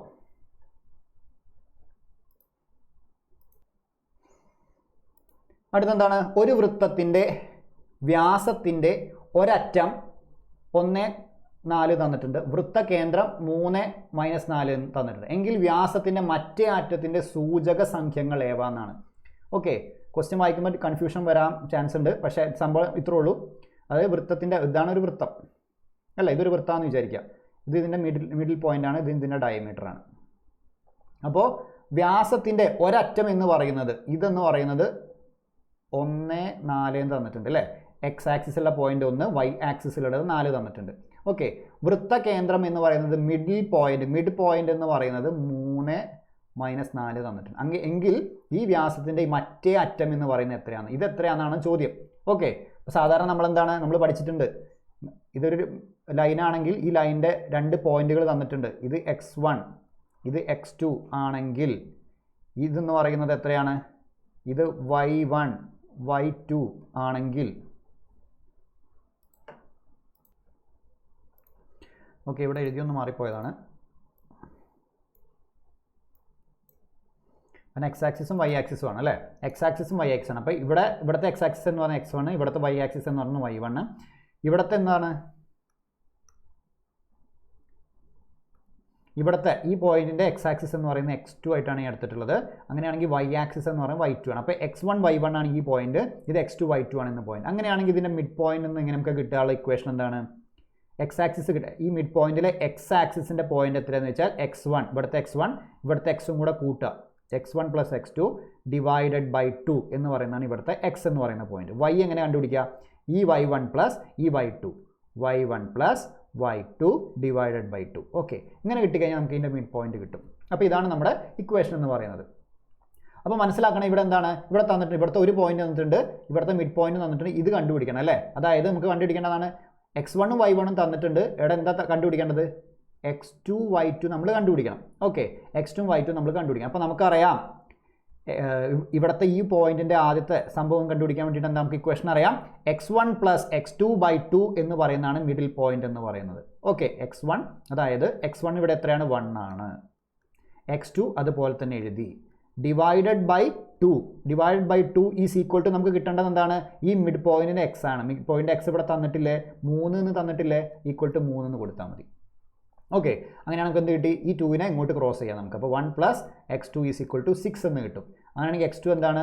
ഈ +1 അങ്ങോട്ട് പോകുമ്പോൾ -1 ആയി. അപ്പോൾ നമുക്ക് 5 എന്ന് കിട്ടും. 6 - 1 5 എന്ന് കിട്ടും. ഓക്കെ, അപ്പോൾ x 5 എന്ന് പറയുന്ന സ്റ്റാർട്ട് ചെയ്യുന്ന ഏതെങ്കിലും നമ്പർ ഉണ്ടോ എന്ന് നോക്കി. ഇവിടെ 4, ഇവിടെ 3, ഇവിടെ 5 കണ്ടോ? എക്സ് അതായത് ഈ പറയുന്ന അറ്റത്തിൻ്റെ എക്സിൽ വരുന്നത് 5 നമുക്ക് കിട്ടിക്കഴിഞ്ഞു. അപ്പോൾ നമുക്ക് ഉത്തരം മനസ്സിലായി എന്ത്? 5. ഓക്കെ, നമുക്ക് ഉത്തരം കിട്ടിയെങ്കിൽ നമുക്ക് മറ്റേ ചെയ്ത് നോക്കേണ്ട ആവശ്യമില്ല. ഇവിടെ 5 എക്സിൽ വരുന്ന ഒറ്റ പോയിന്റ് മാത്രമേ ഉള്ളൂ അല്ലേ, ഒറ്റ ഓപ്ഷൻ മാത്രമേ ഉള്ളൂ. അപ്പോൾ നമുക്ക് ഉത്തരത്തിലേക്ക് എത്താം. ഇനി നമുക്ക് മറ്റും കൂടെ ഒന്ന് കണ്ടുപിടിക്കണേ. എങ്ങനെ കണ്ടുപിടിക്കണം? 4 y1 എന്താണ്? ഇവിടെ 4 ആണ്. y1 + y2 നമുക്ക് അറിയില്ല. y2 അതുപോലെ തന്നെ എഴുതി. /2 = എത്ര വരുന്നത്? -4 ആണല്ലേ. ഇവിടെ -4 ആണ്. ഓക്കെ, -4 ആണ്. ക്ലിയർ ആയി എന്ന് വിചാരിക്കുന്നു. ഇനി എന്താ? ഇത് ക്രോസ് ചെയ്യുക. ഇതേപോലെ അങ്ങ് ക്രോസ് ചെയ്യുക. അപ്പോൾ എന്ത് കിട്ടി? 4 + y2 = 2 × -4 -8. y2നെ അവിടെ നിർത്തി 4നെ അങ്ങോട്ട് കൊണ്ടുപോയി. അപ്പോൾ -8 -4 അല്ലേ. +4 അങ്ങോട്ട് പോകുമ്പോൾ -4. അപ്പോൾ -12 എന്ന് കിട്ടി. അപ്പോൾ വീണ്ടും നമ്മുടെ കറക്റ്റായി, നമുക്ക് ഉറപ്പായി. പക്ഷേ അതിൻ്റെ ആവശ്യം ഉണ്ടായിരുന്നില്ല. ഫസ്റ്റത്തെ ഇതിൽ തന്നെ നമുക്ക് ഉത്തരം കിട്ടുമായിരുന്നു. അപ്പോൾ അതൊക്കെ. ഇനി അടുത്ത് നോക്കി, ഒരു അതിവർഷത്തിൽ 53 ഞായറാഴ്ചകൾ ഉണ്ടാകാനുള്ള സാധ്യത എത്രയെന്നാണ്. അപ്പോൾ അതിവർഷം എന്താണ്? ലീപ്പ് ഇയർ ആണ്. ഫെബ്രുവരി 29 ദിവസങ്ങളുള്ള ഒരു വർഷത്തെയാണ് നമ്മൾ ലീപ്പ് ഇയർ ചെയ്യുക. ഒരു വർഷത്തിനെ 4 കൊണ്ട് ഹരിച്ചാൽ നമുക്ക് ലീപ്പ് ഇയർ കണ്ടുപിടിക്കാൻ എന്നൊക്കെ നമ്മൾ പഠിച്ചിട്ടുണ്ട് അല്ലേ. ഒരു അതിവർഷത്തിൽ 53 ഞായറാഴ്ചകൾ ഉണ്ടാകാനുള്ള സാധ്യത എത്രയാണെന്നാണ് ചോദ്യം. ഓക്കെ, അപ്പോൾ ഇവിടെ മനസ്സിലാക്കേണ്ട ആദ്യത്തെ പോയിന്റ് എന്ന് പറയുന്നത്, ഇതൊക്കെ ഒന്ന് ആലോചിച്ച് വെക്കുക കേട്ടോ, ഒന്ന് മറക്കരുത്. ഒരു സാധാരണ വർഷമാണെന്ന് വിചാരിക്കുക. ഒരു സാധാരണ വർഷമാണെങ്കിൽ ജനുവരി 1 ഏത് ദിവസമാണോ വരുന്നത് ആ ദിവസം ആ വർഷത്തിൽ 53 എണ്ണം ഉണ്ടായിരിക്കും. അപ്പോൾ ജനുവരി 1 തിങ്കളാഴ്ചയാണെന്ന് വിചാരിക്കുക. അങ്ങനെയാണെങ്കിൽ സാധാരണ വർഷത്തിൽ ജനുവരി 1 തിങ്കളാഴ്ചയാണെങ്കിൽ ആ വർഷത്തിൽ മൊത്തം 53 തിങ്കളാഴ്ചകൾ ഉണ്ടായിരിക്കും. ബാക്കി എല്ലാ ആഴ്ചകളും 52 എണ്ണമേ ഉണ്ടാവുള്ളൂ. ഓക്കെ, മനസ്സിലായല്ലോ. അതായത് സാധാരണ വർഷത്തിൽ 52 ആഴ്ചകളും ഒരു ഓഡ് ഡേയും ഉണ്ട്, ഒരു ഒറ്റ വർഷവും ഉണ്ട്, ഒരു ഒറ്റ ദിവസവും ഉണ്ടായിരിക്കും, ഒരു ഓഡ് ഡേയും ഉണ്ടായിരിക്കും. ആ ഓഡ് ഡേ എന്ന് പറയുന്നതാണ് 53 എന്ന് പറയുന്നത്. ഓക്കെ, അതായത് എക്സ്ട്രാ ഒന്നും കൂടി വരുന്നത്. അതായത് ജനുവരി 1 തിങ്കളാഴ്ചയാണെങ്കിൽ ആ വർഷത്തിൽ മൊത്തം 53 തിങ്കളാഴ്ചകളും ബാക്കി എല്ലാ ദിവസങ്ങളും 52 എണ്ണം ഉണ്ടാവുക. ഇനി ജനുവരി 1 പറയുന്നത് ബുധനാഴ്ചയാണെങ്കിൽ ആ വർഷം 53 ബുധനാഴ്ചകൾ ഉണ്ടായിരിക്കും, ബാക്കി 52 ആഴ്ചകളാണ് ഉണ്ടാവുക, 52 ദിവസങ്ങളാണ് ഉണ്ടാവുക. ഓക്കെ, അത് മനസ്സിലായി എന്ന് വിചാരിക്കുന്നു. ഇനി ഒരു അതിവർഷമാണെങ്കിൽ, ഒരു ലീപ്പ് ഇയർ ആണെങ്കിൽ എന്താ സംഭവിക്കുക? ഒരു അതിവർഷമാണെങ്കിൽ ജനുവരി 1 ജനുവരി 2 വരുന്ന ദിവസങ്ങൾ ഏതൊക്കെയാണ്? അത് 53 എണ്ണം ഉണ്ടാവും, ബാക്കിയുള്ളത് 52 ഉണ്ടാവുള്ളൂ. ഓക്കെ, ഇപ്പോൾ ജനുവരി 1 ഇപ്പോൾ എന്താ വിചാരിക്കുക? സൺഡേ ആണെന്ന് വിചാരിക്കുക. ജനുവരി 2 മൺഡേ ആണെന്ന് വിചാരിക്കുക. അങ്ങനെയാണെങ്കിൽ ആ അതിവർഷത്തിൽ സൺഡേയും മൺഡേയും 53 എണ്ണം ഉണ്ടാവും, ബാക്കി 52 ഉണ്ടാവുള്ളൂ. ഓക്കെ, അപ്പോൾ ഒരു അതിവർഷം എന്ന് പറയുന്നത് 52 ആഴ്ചകളും 2 ഓഡ് ഡേയ്സുമാണ്. അതുകൊണ്ടാണ് 2 ദിവസങ്ങൾ 53 എണ്ണം വരുന്നത്. അതാണ് 2 ഓഡ് ഡേയ്സ്. ഓക്കെ, അപ്പോൾ അത്രയും ക്ലിയർ ആയി എന്ന് വിചാരിക്കുന്നു. അപ്പോൾ നമ്മൾ പറഞ്ഞു ഒരു അതിവർഷത്തിൽ എത്രയാണ്? 52 ആഴ്ചകൾ, 2 ഓഡ് ഡേയ്സ് ഉണ്ടല്ലേ. അപ്പോൾ 2 ഓഡ് ഡേയ്സ് വരാനുള്ള സാധ്യതകൾ എത്രയാണെന്ന് നോക്കിയേ. 2 ഓഡ് ഡേയ്സ് എന്ന് വരുമ്പോൾ നമുക്ക് എങ്ങനെ വരാം? സൺഡേ മൺഡേ അങ്ങനെ വരാം, അല്ലെങ്കിൽ എന്ത് വരാം? മൺഡേ ട്യൂസ്ഡേ, അല്ലെങ്കിൽ ട്യൂസ്ഡേ വെനസ്ഡേ, അല്ലെങ്കിൽ വെനസ്ഡേ തേഴ്സ്ഡേ, അല്ലെങ്കിൽ തേഴ്സ്ഡേ ഫ്രൈഡേ, അല്ലെങ്കിൽ ഫ്രൈഡേ സാറ്റർഡേ, അതുമല്ലെങ്കിൽ സാറ്റർഡേ സൺഡേ. ഓക്കെ, ഈ രീതിയിലാണ് ആ 2 ഓഡ് ഡേയ്സ് വരാനുള്ള സാധ്യത അല്ലേ. അത് എത്ര സാധ്യതകളുണ്ട്? 1 2 3 4 5 6 7 അല്ലേ, മൊത്തം 7 സാധ്യതകളുണ്ട്. അതിൽ ചോദ്യത്തിൽ ചോദിച്ചിരിക്കുന്ന എത്രയാണ്? 53 ഞായറാഴ്ചകൾ ഉണ്ടാകാനുള്ള സാധ്യത. ഞായറാഴ്ച ഉണ്ടാവാനുള്ള സാധ്യത എത്ര ഉണ്ട് നോക്കിയതിൽ ഈ 7 സാധ്യതകൾ എത്ര ഉണ്ട് ഞായറാഴ്ച? ഇവിടെ ഒരു സൺഡേ ഉണ്ട്, ഇവിടെ ഒരു സൺഡേ ഉണ്ട്, 2 എണ്ണം അല്ലേ. അപ്പോൾ 2/7 ആണ് നമ്മുടെ സാധ്യത എന്ന് പറയും. ഇനിയിപ്പോൾ ഞായറാഴ്ചയ്ക്ക് പകരം ബുധനാഴ്ചയാണെങ്കിലോ ഒരു ബുധനാഴ്ചയുണ്ട്, പിന്നെ വേറൊരു ബുധനാഴ്ച, അപ്പോൾ അത് 2 എണ്ണം. ഓക്കെ, അപ്പോൾ 2 ഇത് ഏത് ദിവസം എടുത്താലും 2 ആണ്, 2/7 ആണ് സാധ്യത എന്ന് പറയുന്നത്. അപ്പോൾ നമ്മുടെ ഉത്തരം ഇവിടെ വരുന്ന എത്രയാണ്? 2/7 എന്ന്. അപ്പോൾ നിങ്ങൾ മനസ്സിലാക്കേണ്ട കാര്യം എന്താണെന്ന് വെച്ച് കഴിഞ്ഞാൽ ഇതങ്ങ് കാണാതെ പഠിച്ചുകൊള്ളുക. ഓക്കെ, ഇത് കാണാതെ പഠിച്ചോളൂ. അതായത് ഒരു അതിവർഷമാണെങ്കിൽ, അതായത് ഒരു ലീപ്പ് ഇയർ ആണെങ്കിൽ ഏതെങ്കിലും ഒരു ദിവസം ആയിക്കോട്ടെ, അത് 53 തവണ ഉണ്ടാകാനുള്ള സാധ്യത എന്ന് പറയുന്നത് 2/7 ആണ്. അതിപ്പോൾ നമ്മൾ എങ്ങനെ കിട്ടുക എന്നുള്ളതാണ് ഇവിടെ എഴുതി കാണിച്ചത്. ഓക്കെ, അപ്പോൾ ഒരു അതിവർഷത്തിൽ ഏതെങ്കിലും ഒരു ദിവസം 53 എണ്ണം ഉണ്ടാകാനുള്ള സാധ്യത എത്രയാണെന്ന് വെച്ചാൽ 2/7 ആണ്. കാണാതെ പഠിച്ചു വെച്ചോ. ഇനി ഒരു സാധാരണ വർഷത്തിൽ ഏതെങ്കിലും ഒരു ദിവസം 53 എണ്ണം ഉണ്ടാകാനുള്ള സാധ്യത എന്ന് വെച്ച് കഴിഞ്ഞാൽ 1/7 ആണ്. അതെങ്ങനെയാണ് വരുന്നത് കൂടെ ഞാൻ പറയാം. അപ്പോൾ നമ്മൾ പറഞ്ഞു ഒരു സാധാരണ വർഷമാണെങ്കിൽ 52 വീക്കും ഒരു ഓഡ് ഡേ ആണ്. അതായത് ജനുവരി 1 ഏത് ദിവസമാണോ വരുന്നത് അത് 53 എണ്ണം ഉണ്ടാവും. അതായത് ഒരു ദിവസം മാത്രമേ ഓഡ് ഡേ ആയിട്ടുണ്ടാവുള്ളൂ, എക്സ്ട്രാ ആയിട്ടുണ്ടാവുള്ളൂ അല്ലേ, ഒറ്റ ദിവസമായിട്ടുണ്ടാവുള്ളൂ. അപ്പോൾ അങ്ങനെയാണെങ്കിൽ ഒറ്റ ദിവസം വരാനുള്ള സാധ്യത എത്രയാണ്? സൺഡേ വരാം, മൺഡേ വരാം, Tuesday, Wednesday, Thursday, Friday, Saturday അല്ലേ. അപ്പോൾ എത്ര സാധ്യതകളാണ്? 7 സാധ്യതകൾ. ഇതിൽ സൺഡേ എത്രയെന്ന് വെച്ചാൽ 1/7, ട്യൂസ്ഡേ എത്രയെന്ന് വെച്ചാൽ 1/7. ഒരു സാധാരണ വർഷത്തിൽ ഒരു ദിവസം 53 തവണ ഉണ്ടാകാനുള്ള സാധ്യത 1/7 ആണ്. പക്ഷേ ഒരു അതിവർഷത്തിൽ ഒരു ദിവസം എന്താ ചെയ്യുന്നത്? 53 ദിവസം ഉണ്ടാകാനുള്ള സാധ്യത എന്ന് പറയുന്നത് 2/7 ആണ്. സിമ്പിളായിട്ട് മനസ്സിലായി എന്ന് വിചാരിക്കും. അപ്പോൾ ഇതങ്ങ് കാണാതെ പഠിച്ചോ. ഒരു അതിവർഷത്തിൽ ഒരു ദിവസം 53 തവണ ഉണ്ടാകാനുള്ള സാധ്യത 2/7 ആണെങ്കിൽ ഒരു സാധാരണ വർഷത്തിൽ ഒരു ദിവസം 53 തവണ ഉണ്ടാകാനുള്ള സാധ്യത 1/7 ആണ്. ഓക്കെ, ക്ലിയർ ആയി എന്ന് വിചാരിക്കുന്നു. അടുത്ത നോക്കിയേ, ഒരു സംഖ്യയുടെയും അതിൻ്റെ വ്യുൽക്രമത്തിൻ്റെയും തുക 6 ആയാൽ സംഖ്യ ഏത് എന്നാണ് ചോദ്യം. സിമ്പിൾ ക്വസ്റ്റ്യൻ ആണ്, കുറച്ച് കാര്യങ്ങൾ ചെയ്യാണ്ടെന്ന് മാത്രം, കുറച്ച് കണക്ക് ചെയ്യാണ്ടെന്ന് മാത്രം അല്ലേ. ഒരു സംഖ്യ അതിൻ്റെ വ്യുൽക്രമം എന്ന് പറയുന്നത് റെസിപ്രോക്കൽ അല്ലേ. ഒരു സംഖ്യ ഇപ്പോൾ എക്സ് ആണെന്ന് വിചാരിക്കുക, അതിൻ്റെ വ്യുൽക്രമം എത്രയാണ്? 1/x ആയിരിക്കും അല്ലേ. ഒരു സംഖ്യ 2 ആണെങ്കിൽ അതിൻ്റെ വ്യുൽക്രമം 1/2 ആണ് അല്ലേ. അതാണ് റെസിപ്രോക്കൽ എന്ന് പറയുന്നത്. ഓക്കെ, അപ്പോൾ എക്സ് ഒരു സംഖ്യ, അതിൻ്റെ വ്യുൽക്രമം 1/x, ഇതിൻ്റെ തുക ഇത് രണ്ടും കൂടെ കൂട്ടിക്കഴിഞ്ഞാൽ നമുക്ക് എത്ര എണ്ണം? 6. അങ്ങനെയാണെങ്കിൽ സംഖ്യ ഏത്? അപ്പോൾ എക്സ് കണ്ടുപിടിക്കാനാണ് ചോദ്യം ചോദിച്ചിരിക്കുന്നത് അല്ലേ. അപ്പോൾ ആദ്യം നമ്മൾ ഇങ്ങനെ എഴുതാൻ നമുക്ക് പറ്റണം. ഓക്കെ, ഇനി നമുക്ക് എന്ത് ചെയ്യാൻ പറ്റും? ഇതിനെ ക്രോസ് ചെയ്യാൻ പറ്റും. X into X, X square plus 1 അല്ലേ. ഇവിടെ ഒന്നുമില്ല, അതുകൊണ്ട് നമുക്ക് 1 തന്നെ വരാം. ഈക്വൽ ടു എത്ര വരുന്നത്? ഡിവൈഡഡ് ബൈ എക്സ് അല്ലേ. X square plus 1/x is equal to 6 എന്ന് കിട്ടി. ഇതിന് നമുക്ക് എങ്ങനെ എഴുതാൻ പറ്റും? X square plus 1 is equal to എക്സിനെ അങ്ങോട്ട് ക്രോസ് ചെയ്യുമ്പോൾ 6x എന്ന് കിട്ടി. ഓക്കെ, ഇനി ഇതിനെ ഉള്ളിലേക്ക് എടുക്കുമ്പോൾ നമുക്ക് എന്ത് കിട്ടി? X square plus 1 minus 6x is equal to 0 എന്ന് കിട്ടി അല്ലേ. ഇപ്പോൾ ഇതെന്താ സാധനം? ഇതൊരു ക്വാഡ്രാറ്റിക് ഇക്വേഷൻ ആയല്ലേ. ക്വാഡ്രാറ്റിക് ഇക്വേഷൻ എന്ന് പറയുമ്പോൾ ഇവിടെ സ്ക്വയർ വന്നുകൊണ്ട് തന്നെ ക്വാഡ്രാറ്റിക് ഇക്വേഷൻ. അതിപ്പോൾ 2 ഉത്തരം ഉണ്ടാവും, എക്സിന് 2 വാല്യൂ ഉണ്ടാവും അല്ലേ. ഇവിടെ സ്ക്വയർ വന്നുകൊണ്ട് തന്നെ 2 വാല്യൂ ഉണ്ടായിരിക്കും. ഇവിടെ ക്യൂബാ വരുന്നെങ്കിൽ അതിന് 3 വാല്യൂ ഉണ്ടായിരിക്കും എക്സിന്. അതാണ് അതിൻ്റെ സംഭവം എന്ന് പറയുന്നത്. ഓക്കെ, ഇനി നമ്മൾ പഠിച്ച ഓർഡർ എങ്ങനെയായിരുന്നു? നമ്മൾ സ്കൂളൊക്കെ പഠിച്ചിട്ടുണ്ട്. എങ്ങനെയാണ് സാധാരണ? ax square plus bx plus c is equal to 0 എന്നുള്ള ഓർഡറിലാണ് പഠിച്ചത്. അതായത് 6x രണ്ടാമതായിട്ട് നമ്മൾ എഴുതി പഠിച്ചിട്ടുള്ളത് അല്ലേ. X square minus 6x plus 1 is equal to 0. ഇത് തന്നിരിക്കുന്ന സാധനത്തിന് നമ്മളൊന്ന് റീഅറേഞ്ച് ചെയ്ത് എഴുതി. +1 അങ്ങോട്ട് കൊണ്ടുപോയി -xനെ ഇവിടെ ഇങ്ങോട്ട് ഇട്ട് രണ്ടാമതായിട്ട് ഇട്ടു. ആ രീതിയിൽ ഓർഡറിൽ എഴുതി. ഈ സാധനം തന്നെയാണ്, സെയിം ആണ്, ഇവിടെ ഒന്ന് മാറ്റി എഴുതിയെന്ന് മാത്രം. ഓക്കെ, അപ്പോൾ ഈ ഓർഡറിലാണ് നമ്മൾ എന്ത് പഠിച്ചിട്ടുള്ളത്? ക്വാഡ്രാറ്റിക് ഇക്വേഷൻ പഠിച്ചത്. കാരണം ax സ്ക്വയർ പ്ലസ് ഓർഡർ എങ്ങനെയാണ് നമ്മൾ പഠിച്ചത്? ax square plus bx plus c is equal to 0 എന്നുള്ള ഓർഡറിലാണ് നമ്മൾ പഠിച്ചില്ല. ആ ഓർഡറിൽ നമ്മൾ എഴുതിയെന്ന് മാത്രം അല്ലേ.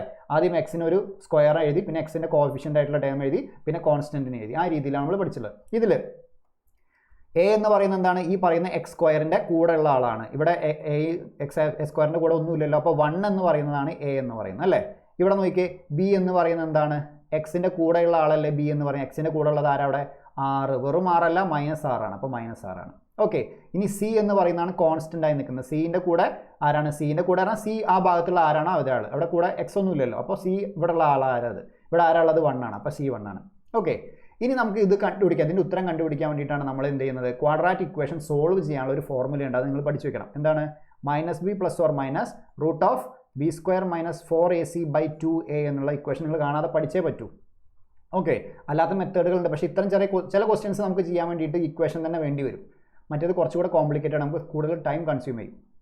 ഓക്കെ, അപ്പോൾ ഈ ഇക്വേഷൻ കാണാതെ പഠിച്ച് നമ്മൾ സ്കൂളിൽ പഠിക്കുന്ന 10ാം ക്ലാസ്സിൽ പഠിക്കുന്ന സാധനങ്ങളാണ് ഇതൊക്കെ. -b plus or minus root of b square minus 4ac/2a. ഇത് കാണാതെ പഠിക്കുക. ഇതിൽ -b എന്താണ് നമ്മൾ ഓൾറെഡി ഇട്ടു. -b എന്ന് പറയുന്നത് -6 ആണ് അല്ലേ. ഇവിടെ -b നമ്മൾ എങ്ങനെ എഴുതാം? -b എന്ന് പറഞ്ഞാൽ b എത്രയാണ്? -6 ആണ്. അപ്പോൾ മൈനസും മൈനസ് കൂടെ പ്ലസ് ആയി. അപ്പോൾ ഇവിടെ വെറും 6 എന്ന് എഴുതിയത് നമ്മൾ അല്ലേ. പിന്നെ ഒരു പ്ലസ് ഓർ മൈനസ് ഇട്ടു, കാരണം 2 ഉത്തരം ഉണ്ടായിരിക്കും. അതാണ് പ്ലസ് ഓർ മൈനസ് എന്ന് പറയുന്നത്. ഇനി റൂട്ട് ഓഫ് ബി സ്ക്വയർ എന്താണ്? ബി സ്ക്വയർ -6 സ്ക്വയർ ആണ്. -6 സ്ക്വയർ പറയുമ്പോൾ 6 × 6 36 മൈനസ് 4 അതേപോലെ എഴുതി. എ എന്താണ്? എ എന്ന് പറഞ്ഞാൽ 1 ആണ്. സി എന്താണ്? സിയും 1 ആണ്. ബൈ 2a, എ എന്താണ്? 1 ആണ്. അപ്പോൾ 2 × 1 2. ഓക്കെ, ഇനി ഇതിന് നമുക്കൊന്ന് സോൾവ് ചെയ്യണം. എങ്ങനെ സോൾവ് ചെയ്യുക? 6 പ്ലസ് ഓർ മൈനസ് ആദ്യം നമ്മൾ എന്ത് ചെയ്യുക? ഈ റൂട്ടിൻ്റെ ഉള്ളിൽ തന്നെ സോൾവ് ചെയ്യാം നമുക്ക് അല്ലേ. ഇവിടെ എഴുതിയിട്ട് സോൾവ് ചെയ്യാം. Root of 36 minus 4 × 1 × 1 4. അപ്പോൾ റൂട്ട് ഓഫ് 32 കിട്ടും. റൂട്ട് ഓഫ് 32 നമുക്ക് എങ്ങനെ എഴുതാൻ പറ്റും? 16 × 2 എന്ന് എഴുതിയാൽ 32 അല്ലേ. അപ്പോൾ അങ്ങനെ എഴുതാൻ പറ്റും. റൂട്ട് 16 എന്ന് പറഞ്ഞാൽ 4 റൂട്ട് 2 നമുക്ക് കിട്ടിയില്ലേ. 4 റൂട്ട് 2 എന്ന് നമുക്ക് കിട്ടി. അപ്പോൾ അല്ലേ, അപ്പോൾ ഈ സാധനത്തിന് നമുക്ക് ചുരുക്കിയിട്ട് എന്ത് എഴുതാൻ പറ്റും? 4 റൂട്ട് 2 എന്ന് മനസ്സിലായി എന്ന് വിചാരിക്കുന്നു. അപ്പോൾ ഈ റൂട്ടിൻ്റെ പകരം നമുക്ക് 4 റൂട്ട് 2 എന്ന് എഴുതാം. ഡിവൈഡഡ് ബൈ 2 എന്ന് കിട്ടി അല്ലേ. ഇനി നമുക്ക് ഓരോന്നിനെ ഡിവൈഡ് ചെയ്യാം. ഈ 2നെ 6 കൊണ്ട് ഡിവൈഡ് ചെയ്യാം, 4 കൊണ്ട് ഡിവൈഡ് ചെയ്യാം. അപ്പോൾ എന്ത് വരും? 6 ഡിവൈഡ് ബൈ 2 എന്ന് പറയുമ്പോൾ 3 എന്ന് വരും. Plus or minus 4 divide by 2 എന്ന് പറയുമ്പോൾ 2 എന്ന് പറയും. 2 റൂട്ട് 2 എന്ന് വരും. അപ്പോൾ 3 പ്ലസ് ഓർ മൈനസ് റൂട്ട് 2 ആണ്. ഒന്ന് ഉത്തരം 3 പ്ലസ് 2 റൂട്ട് 2 എന്ന് വരും, അല്ലെങ്കിൽ അടുത്ത ഉത്തരം 3 മൈനസ് 2 റൂട്ട് 2 എന്ന് വരും അല്ലേ. ഒന്നെങ്കിൽ ഉത്തരം അല്ലെങ്കിൽ ഈ ഉത്തരം ഇതാ വരണം. നമുക്ക് ഓപ്ഷനിൽ നോക്കാം. ഇവിടെ 3 പ്ലസ് 2 റൂട്ട് 2 എന്ന് പറയുന്ന ഓപ്ഷനാണ് ഇവിടെ തന്നിട്ടുള്ളത്. ഓക്കെ, അപ്പോൾ നമ്മൾ അത് ഉത്തരത്തിൽ എഴുതി. അപ്പോൾ 78ൻ്റെ ഉത്തരം എ ആണ്. ക്ലിയർ ആയെന്ന് വിചാരിക്കുന്നു. ഒന്നുകൂടെ ഒന്ന് ചെയ്ത് നോക്കുക കേട്ടോ, സിമ്പിളാണ്. ഇനി ചിത്രത്തിൽ സി വൃത്തകേന്ദ്രം, അതായത് ഈ പറയുന്ന സർക്കിളിൻ്റെ സെൻറ്ററാണ് സി എന്ന് പറയുന്നത്. ഇതിൽ തന്നിട്ടുണ്ട് angle A B D. Angle A B D നോക്കിയേ, എ ബി ഡി, അതായത് തന്നിരിക്കുന്ന ഈ ആംഗിൾ എത്രയാണ് തന്നിട്ടുള്ളത്? ഈ തന്നിരിക്കുന്നത് 30 ഡിഗ്രിയാണ് തന്നിട്ടുണ്ട്. എ സി ഡി കണ്ടുപിടിക്കണം. ആംഗിൾ എ സി ഡി എന്ന് പറയുമ്പോൾ എ സി ഡി. അതായത് ഇതാണ് ചോദിച്ചിട്ടുള്ളത്. ഓക്കെ, അപ്പോൾ മനസ്സിലാക്കേണ്ടത് ഒരു സർക്കിളിൽ ഒരു ആർക്ക്, ഇതിപ്പോൾ എ ഡി എന്ന് പറയുന്നതാണല്ലോ ഈ സർക്കിളിൻ്റെ മേലുള്ള ആർക്ക് എന്ന് പറയുന്നത്. ഓക്കെ, ഇത് എ ഡി എന്ന് പറയുന്ന ആർക്കാന്ന് വിചാരിക്കുക, ഇത് സെൻറ്ററാന്ന് വിചാരിക്കുക. ഈ എ ഡി എന്ന് പറയുന്ന ആർക്ക്, ഈ പറയുന്ന ആർക്കിൻ്റെ കാര്യം കേട്ടോ, അതായത് ഈ എ ഡി എന്ന് പറയുന്ന ആർക്ക്, ഈ എ ഡി എന്ന് പറയുന്ന ആർക്ക് ഈ സെൻറ്ററിലേക്ക് ഉണ്ടാക്കുന്ന ആംഗിൾ എത്രയാണോ അത് എത്രയെന്ന് വിചാരിക്കും. ഉദാഹരണത്തിന് ഇതൊരു 100 ഡിഗ്രിയാണെന്ന് വിചാരിക്കുക. അങ്ങനെയാണെങ്കിൽ ഈ ആർക്ക് സെൻറ്ററുമായിട്ട് ഉണ്ടാക്കുന്ന ഈ ആംഗിൾ എത്രയാണോ അതിൻ്റെ പകുതി ആയിരിക്കും ഇതേ ആർക്ക് ആ സർക്കിളിൻ്റെ വേറെ എവിടെയെങ്കിലും ഉണ്ടാക്കുന്ന ആംഗിൾ.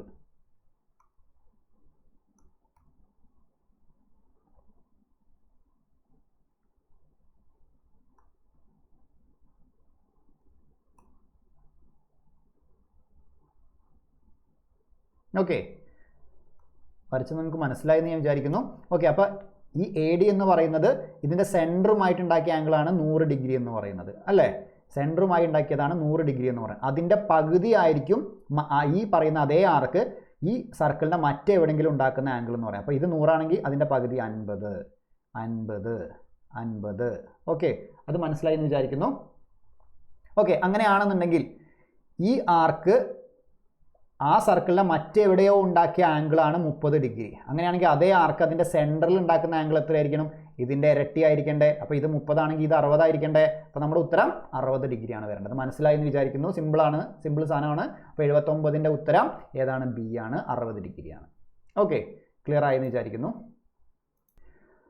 അടുത്ത ചോദ്യം, ഒരു ക്ലോക്കിലെ ഒന്നിടവിട്ട 2 സംഖ്യകളെ കേന്ദ്രവുമായി യോജിപ്പിച്ചാൽ കിട്ടുന്ന കേന്ദ്രകോണം എത്രയാണ്? സിമ്പിളാണ്, വളരെ സിമ്പിളായിട്ടുള്ളൊരു ക്വസ്റ്റ്യൻ ആണ്.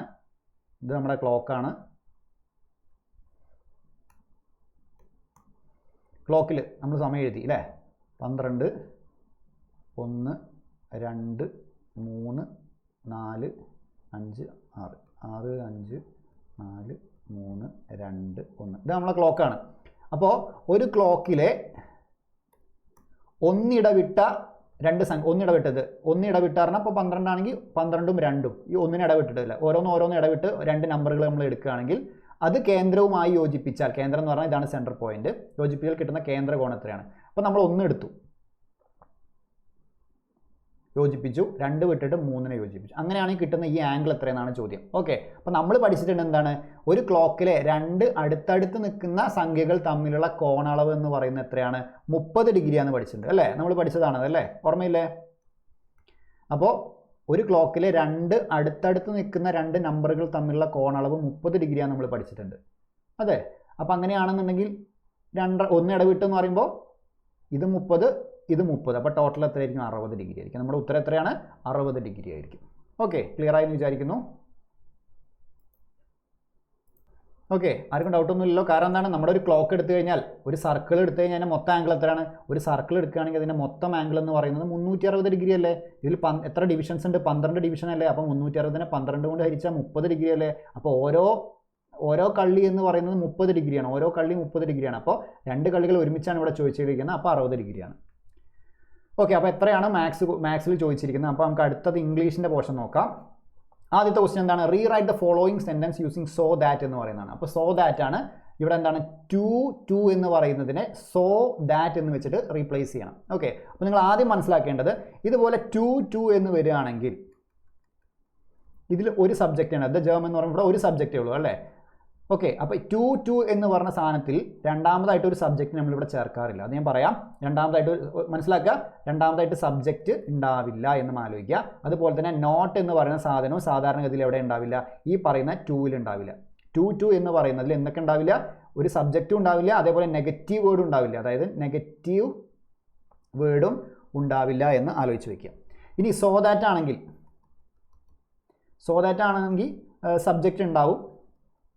സബ്ജക്റ്റ് ഉണ്ടാവും, അതേപോലെ തന്നെ നെഗറ്റീവ് വേർഡും ഉണ്ടായിരിക്കും എന്ന് ആലോചിച്ച് വെക്കാം. ഓക്കെ, നെഗറ്റീവ് വേർഡ് വേണം, നെഗറ്റീവ് വേർഡ് ഉണ്ടാവും എന്ന് ആലോചിച്ച് വയ്ക്കാം. ഓക്കെ, നമുക്ക് നോക്കാം. അപ്പോൾ നമ്മൾ സോ ദാറ്റ് നോക്കുന്നത് സബ്ജക്റ്റ് ഉണ്ടാവണം, നെഗറ്റീവ് വേർഡ് ഉണ്ടായിരിക്കണം. അപ്പോൾ സോ ദാറ്റ് നോക്കിയാൽ സോ ദാറ്റ് ക്വസ്റ്റിന് തന്നിട്ട് തന്നെ ഉണ്ടല്ലേ? സോ ദാറ്റ് തന്നിട്ട്, അപ്പോൾ സോ ഇവിടെ ഉണ്ട്, ദാറ്റ് ഇവിടെ ഉണ്ട്, സോ ഇവിടെ ഉണ്ട്, ദാറ്റ് ഇവിടെ ഉണ്ട്, സോ ഇവിടെ ഉണ്ട്, ഇവിടെ ദാറ്റ് ഇല്ല. ദാറ്റ് ഇവിടെ ഇല്ലാത്തതുകൊണ്ട് തന്നെ ഇത് ഉത്തരമായിട്ട് വരത്തില്ല അല്ലേ? ഇത് ഉത്തരമായിട്ട് വരത്തില്ല, കാരണം ദാറ്റ് ഇവിടെ ഇല്ല. ഇവിടെ സോ ഉണ്ട്, ഇവിടെ ദാറ്റ് ഇല്ല. അപ്പോൾ ഇതും എന്തായാലും വരത്തില്ല. അപ്പോൾ നമുക്ക് 2 സാധനങ്ങളുള്ളത് അല്ലേ, 2 സാധനങ്ങളാണ് ഇവിടെ ഉള്ളത്. അപ്പോൾ നോക്കുക, 2 സാധനങ്ങൾ ഉള്ളത് കൊണ്ട് തന്നെ 1 സെക്കൻഡ്,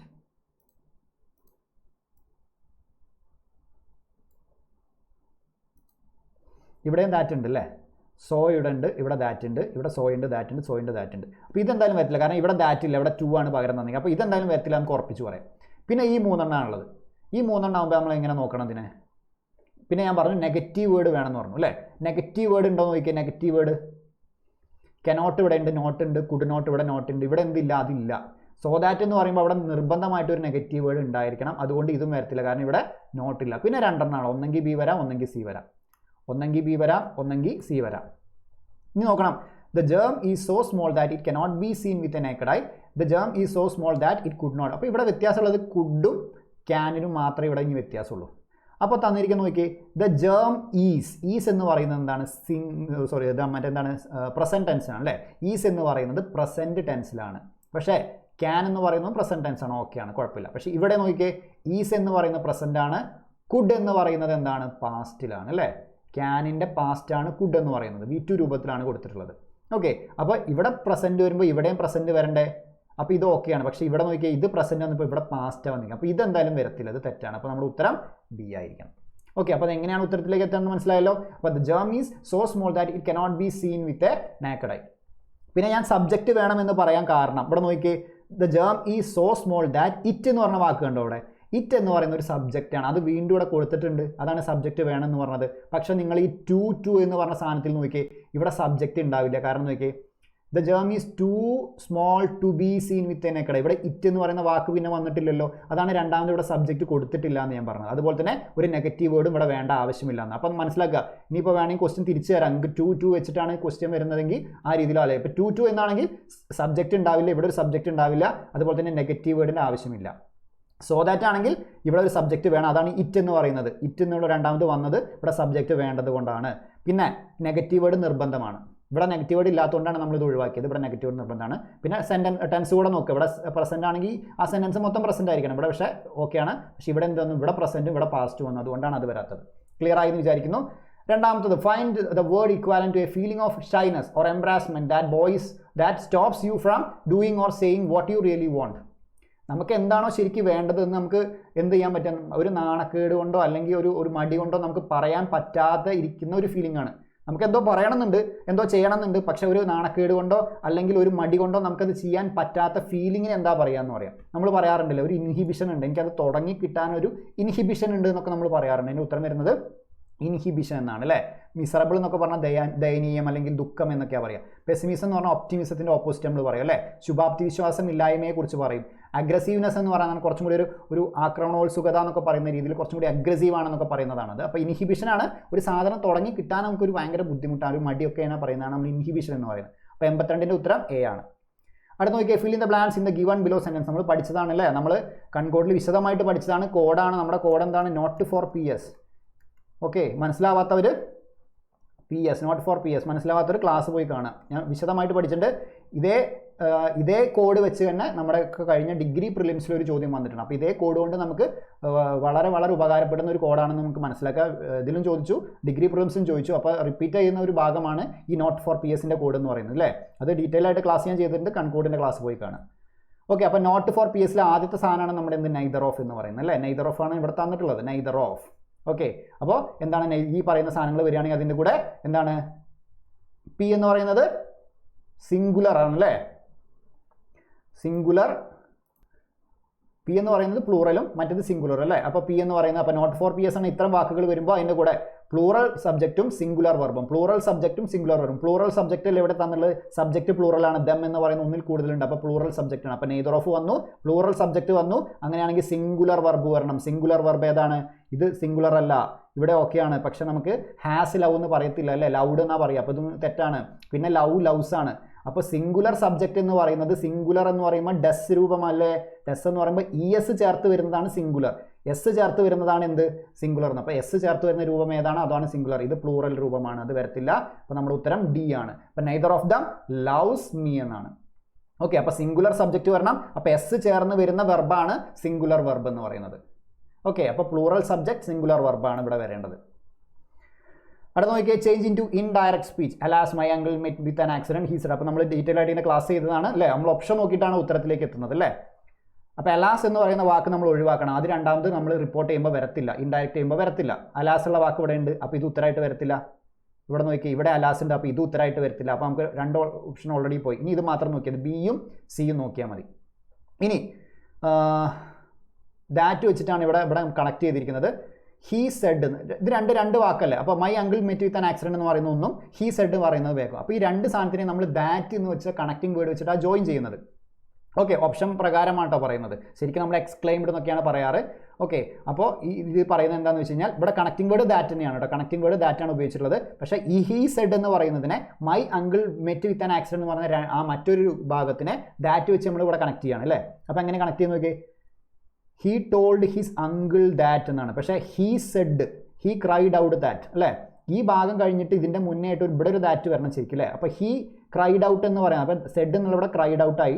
അത് കഴിഞ്ഞിട്ട് ദാറ്റ് എന്ന് പറഞ്ഞുകൊണ്ട് യോജിപ്പിച്ചു. രണ്ടാമത്തെ ഭാഗമാണ് his uncle met with an accident. ഇവിടെ നോക്കി, ഹീ ടോൾഡ് ഹിസ് അങ്കിൾ എന്ന് പറയുന്നത് ഈ ഭാഗത്തിനെ ഈ അങ്കിളിനോട് ഒരുമിച്ച് യോജിപ്പിച്ചിട്ടുണ്ട്, എന്നിട്ടാണ് ദാറ്റ് വെച്ചിട്ടുള്ളത്. അത് തെറ്റാണ് ശരി. കാരണം എന്താണ്, ശരിക്കും ഈ ഭാഗം കഴിഞ്ഞിട്ട് ഈ ഭാഗവുമായി യോജിക്കുമ്പോൾ അതിൻ്റെ ഇടയ്ക്കൊരു ദാറ്റ് എന്ന് പറഞ്ഞ വേർഡ് വേണം. അത് കറക്റ്റായിട്ട് നിങ്ങൾക്ക് ഇവിടെ കാണാൻ സാധിക്കും. ഹീ സെഡിന് പകരം ഹീ ക്രൈഡ് ഔട്ട് എന്ന് എഴുതി. അത് കഴിഞ്ഞിട്ട് രണ്ടാമത്തെ ഭാഗമായ his uncle met with an ആക്സിഡൻറ്റിൻ്റെ മുന്നേ ആയിട്ട് ദാറ്റ് പറയുന്ന വാക്ക് ഇവിടെ ചേർത്തിട്ടുണ്ട്. ഓക്കെ, അപ്പോൾ അത് കറക്റ്റായിട്ടാണ് ചേർത്തത്. പക്ഷേ ഇവിടെ നോക്കിയേ, ഇവിടെ ഹീയും അങ്കിളിനെയും കൂടി കൂട്ടി യോജിപ്പിച്ചതിന് ശേഷമാണ് ദാറ്റ് വന്നത്. അത് നമ്മൾ പഠിച്ചതിനെതിരാണ്. അപ്പോൾ അത് വരത്തില്ല നമുക്കറിയാം. ഓക്കെ, അത് വരത്തില്ല. അപ്പോൾ ഉത്തരം നമ്മുടെ ഏതാണ്, 84ൻ്റെ ഉത്തരം ബി ആണ് വരിക. പിന്നെ ഒരു കാര്യം കൂടിയുണ്ട്, അങ്ങനെ തന്നെ ആ രീതിയിൽ നമുക്ക് ഉത്തരത്തിലേക്ക് എത്താൻ പറ്റും. പിന്നെ നമ്മൾ ഒന്നും കൂടി ശ്രദ്ധിക്കേണ്ടതെന്ന് വെച്ചാൽ, അതായത് ഉത്തരം കിട്ടിക്കഴിഞ്ഞു, പക്ഷേ നമ്മൾ ഇനി ശ്രദ്ധിക്കേണ്ട ഒരു കാര്യം, ഇതിൻ്റെ എങ്ങനെയാണ് ഇതിൻ്റെ വെർബ് മാറിയിരിക്കുന്നത് അല്ലേ. ഇവിടെ വെർബ് ഏതാണ്, V2 ചോദിച്ചില്ല. V2 എന്തായിട്ടാണ് മാറുക, ഹാഡ് പ്ലസ് V3 ആയിട്ടാണ് മാറേണ്ടത്. അത് കറക്റ്റാണെന്ന് നോക്കണം നമ്മൾ. അപ്പോൾ ഹാഡ് V3 ആണ്. അപ്പം മീറ്റ്, ഇവിടെ മെറ്റ് എന്നുള്ളത് മീറ്റിൻ്റെ V2 രൂപമാണ് മെറ്റ്. അത് ഹാഡ് പ്ലസ് V3 രൂപത്തിലേക്കാണ് മാറേണ്ടത് അല്ലേ. ഹാഡ് പ്ലസ് V3 ആകുമ്പോൾ ഹാഡ് മെറ്റ് ആയിട്ടാണ് മാറേണ്ടത് അല്ലേ. അത് കറക്റ്റ് തന്നെയാണ് ഇവിടെ അല്ലേ. ഹാഡ് മെറ്റാണ്, ഇവിടെ ഹാഡ് മെറ്റ് തന്നെയാണ്. പക്ഷേ എങ്ങനെയാണ് ഉത്തരത്തേക്ക് എത്തുക എന്ന് പറഞ്ഞാൽ ഈ രീതിയിലാണ്. ഈ ദാറ്റ് യോജിപ്പിച്ചത് കറക്റ്റായിട്ടല്ല യോജിപ്പിച്ചുള്ളത്. ഇവിടെ ദാറ്റ് കറക്റ്റാണ് അല്ലേ. ഇതിൻ്റെ രണ്ടിൻ്റെ ഇടയ്ക്കാണ് യോജിപ്പിക്കേണ്ടത്, അല്ലാണ്ട് ഇത് രണ്ടും കൂടെ കൂട്ടി കലർത്തിയിട്ടല്ല യോജിപ്പിക്കേണ്ടത്. അപ്പോൾ നമ്മുടെ ഉത്തരം 84 ബി ആണ്. ബാക്കി ചോദ്യങ്ങൾക്ക് വേണ്ടി നിങ്ങൾക്ക് ക്ലാസ് റെഫർ ചെയ്യാവുന്നതാണ്. വളരെ സിമ്പിളായിട്ട് നമ്മൾ ഉത്തരത്തിലേക്ക് എത്തുന്ന രീതിയിലാണ് ക്ലാസ് എടുത്തിട്ടുള്ളത്. ഓക്കെ, അപ്പോൾ 84 ബി ആണ് ഉത്തരം. അടുത്തത് 85 ചോദിക്കുക, change the following sentence superlative degree എന്നാണ്. സൂപ്പർലേറ്റീവ് ഡിഗ്രി, കമ്പാരിറ്റീവ് ഡിഗ്രി എന്നൊക്കെ പറഞ്ഞിട്ട് നമ്മൾ പഠിച്ചിട്ടുണ്ട് അല്ലേ. ഓക്കെ, അപ്പോൾ എന്താണ് സൂപ്പർലേറ്റീവ് ഡിഗ്രി എന്ന് പറയുന്നത്, അതിൻ്റെ ഫോർമാറ്റ് ഒന്ന് നോക്കാം. സൂപ്പർലേറ്റീവ് ഡിഗ്രി എന്ന് പറയുന്നത് ശരിക്ക് രണ്ടിൽ കൂടുതൽ ഒന്നെങ്കിൽ സൂപ്പർലേറ്റീവ് എന്ന് പറയുന്നത് ശരിക്ക് കുറേ ആളുകളോ അല്ലെങ്കിൽ കുറേ സാധനങ്ങൾ തമ്മിൽ കമ്പയർ ചെയ്യുമ്പോഴാണ് നമ്മൾ സാധാരണ സൂപ്പർലേറ്റീവ് ഡിഗ്രി ഉപയോഗിക്കാറ്. കമ്പാരിറ്റീവ് ഡിഗ്രി ആണെങ്കിൽ രണ്ടാൾക്കാരോ രണ്ട് സാധനങ്ങളൊക്കെ തമ്മിൽ കമ്പയർ ചെയ്യാൻ വേണ്ടിയിട്ടാണ് നമ്മൾ കമ്പാരിറ്റീവ് ഡിഗ്രി ഉപയോഗിക്കുന്നത്. രണ്ടിൽ കൂടുതൽ അല്ലെങ്കിൽ ഒരുപാട് സാധനങ്ങൾ തമ്മിൽ കമ്പയർ ചെയ്യാനാണ് സാധാരണ ഇതിൽ സൂപ്പർലേറ്റീവ് ഡിഗ്രി നമ്മൾ ഉപയോഗിക്കാറുള്ളത്. എന്തിനാണെന്ന് നിങ്ങൾ മനസ്സിലാക്കി വെക്കേണ്ട, ജസ്റ്റ് ഫോർമാറ്റ് മാത്രം നോക്കിയാൽ മതി. സൂപ്പർലേറ്റീവ് ഡിഗ്രി ആണെങ്കിൽ അതിൻ്റെ സാധനം എന്താ വരിക, ദി എന്ന് പറയുന്ന ഒരു വാക്ക് ഫ്രണ്ടിലുണ്ടായിരിക്കും. ദി എന്ന് പറയുന്ന ഒരു വാക്ക് ഉണ്ടായിരിക്കും. അതിനുശേഷം നമ്മൾ അഡ്ജക്റ്റീവിൻ്റെ കൂടെ EST എന്ന് പറയുന്നൊരു വാക്ക് ഉപയോഗിച്ചിട്ടുണ്ടാകും. ഉദാഹരണം പറയുകയാണ്, ഹീ ഈസ് ദ സ്ട്രോങ്ങസ്റ്റ്. കണ്ടോ, ദ എന്ന് വന്നു, സ്ട്രോങ് എന്ന് പറയുന്ന അഡ്ജക്റ്റീവിൻ്റെ കൂടെ നമ്മൾ EST ചേർത്ത് സ്ട്രോങ്ങസ്റ്റ് എന്ന് പറഞ്ഞു. അപ്പോൾ he is the strongest boy in the class എന്ന് നമുക്ക് പറയാം. ഇനി അതല്ലാതെ വേറെ രൂപത്തിലും ഇത് വരാൻ പറ്റും. അതായത് ദ എന്ന് വരും, അത് കഴിഞ്ഞിട്ട് മോസ്റ്റ് എന്ന് വരാം, എന്നിട്ട് അതിൻ്റെ കൂടെ അഡ്ജക്റ്റീവ് വരാം. അപ്പോൾ അതിൻ്റെ ഉദാഹരണം പറയുകയാണെങ്കിൽ എന്താ പറയുക, she is the most beautiful girl in the class എന്ന് പറയാം. അപ്പോൾ ദ മോസ്റ്റ് ബ്യൂട്ടിഫുൾ. ചില അഡ്ജക്റ്റീവിൻ്റെ കൂടെ നമുക്ക് EST ചേർക്കാൻ പറ്റില്ല, അതുകൊണ്ട് അപ്പോൾ ബ്യൂട്ടിഫുളിൻ്റെ കൂടെ നമുക്ക് EST ചേർക്കാൻ പറ്റില്ല. അതിനാണ് നമ്മൾ അതിൻ്റെ മുന്നിൽ മോസ്റ്റ് ചേർക്കുന്നത്. അപ്പോൾ ഒന്നെങ്കിൽ ദി എന്തായാലും നിർബന്ധമായിട്ട് അവിടെ ഉണ്ടാവും. ദി കഴിഞ്ഞിട്ട് അഡ്ജക്റ്റീവ് കഴിഞ്ഞിട്ട് EST വരാം, അല്ലെങ്കിൽ ദി കഴിഞ്ഞിട്ട് മോസ്റ്റ് പ്ലസ് അഡ്ജക്റ്റീവ് ഒക്കെ വരുന്നതാണ് സൂപ്പർലേറ്റീവ് എന്ന് പറയുന്നത്. ഇനി കമ്പാരിറ്റീവ് എന്ന് പറയുന്നത് എങ്ങനെയായിരിക്കും, കമ്പാരിറ്റീവിലാണ് ദാൻ, രണ്ടാൾക്കാർ തമ്മിൽ കമ്പയർ ചെയ്യാണ്. അപ്പോൾ ദാൻ എന്ന് വരും. ഓക്കെ, അപ്പോൾ ദാൻ അങ്ങനെ പറയാം നമ്മൾ. അപ്പോൾ അഡ്ജക്റ്റീവ് അതിൻ്റെ കൂടെ ER വരും, അല്ലെങ്കിൽ എങ്ങനെ വരാം, മോർ പ്ലസ് അഡ്ജക്റ്റീവ് എന്ന് പറയാം. അപ്പോൾ ഉദാഹരണം, അപ്പോൾ അഡ്ജക്റ്റീവ് പ്ലസ് ER ആണെങ്കിൽ നമുക്ക് എങ്ങനെ പറയാം, ഹീ ഈസ് സ്ട്രോങ്ങർ. ഇവിടെ നമ്മൾ ദ സ്ട്രോങ്ങസ്റ്റ് പറഞ്ഞപ്പോൾ ഇവിടെ എന്താ പറയുക, ഹീ ഈസ് സ്ട്രോങ്ങർ. ഇതിന് ശേഷം ഒരു ദാനും കൂടെ വരും. ഇവിടെ ഒരു എന്ത് വരും, ഒരു ദാൻ എന്ന് വരും. ഓക്കെ, അപ്പോൾ he is stronger than. Okay, he is stronger than him എന്ന് പറയാം. അപ്പോൾ ഹീ ഈസ്, അപ്പോൾ Anoop is stronger than Arun, രണ്ടാളെ വെച്ച് കമ്പയർ ചെയ്യാണ്. അപ്പോൾ he is stronger than him എന്ന് പറയാം. അല്ലെങ്കിൽ നമുക്ക് എങ്ങനെ പറയാം, she is more beautiful than her. She is more beautiful. Okay, Renu is more beautiful than Anagha എന്നൊക്കെ പറയാം. ഓക്കെ, ആ രീതിയിൽ ദാൻ വരാം. അപ്പോൾ ആ രീതിയിൽ നോക്കിയാൽ മതി. ഇപ്പോൾ നോക്കിയേ, തന്നിരിക്കുന്ന സൂപ്പർലേറ്റീവ് ഡിഗ്രിയാണ് ചോദിച്ചിരിക്കുന്നത്. തന്നിരിക്കുന്നത് ഏതാണ്, ഫാസ്റ്റർ ദാൻ. ഫാസ്റ്റർ ദാൻ പറയുമ്പോൾ ER വന്നു, ദാനൊക്കെ വരുമ്പോൾ നമുക്ക് മനസ്സിലായി കമ്പാരിറ്റീവ് ഡിഗ്രിയാണ്. ഇവിടെ നോക്കിയേ, ഫാസ്റ്റർ ദാൻ, വീണ്ടും കമ്പാരിറ്റീവ് ഡിഗ്രിയാണ്, ഇത് വരത്തില്ല. ഇവിടെ നോക്കിയേ, ഫാസ്റ്റസ്റ്റ് ഉണ്ട്, പക്ഷെ ഒരു ദാൻ വന്നു അല്ലേ, അതിൻ്റെ രീതിയിൽ നമ്മൾ പഠിച്ചിട്ടില്ല. ഫാസ്റ്റസ്റ്റിൻ്റെ കൂടെ മുമ്പിലൊരു ദി വേണം, ദാൻ ഇവിടെ ചേർക്കാറില്ല. ഫാസ്റ്റസ്റ്റ് വരുമ്പോൾ സൂപ്പർലേറ്റീവിൻ്റെ ഫോമാണ്, പക്ഷേ ദാൻ എന്നൊരു കമ്പാരിറ്റീവ്. അപ്പോൾ രണ്ടും കൂടി കൂട്ടിക്കലർത്തിയാണ് വന്നിരിക്കുന്നത്, അതും എന്തായിരുന്നു ഉത്തരത്തിൽ വരത്തില്ല.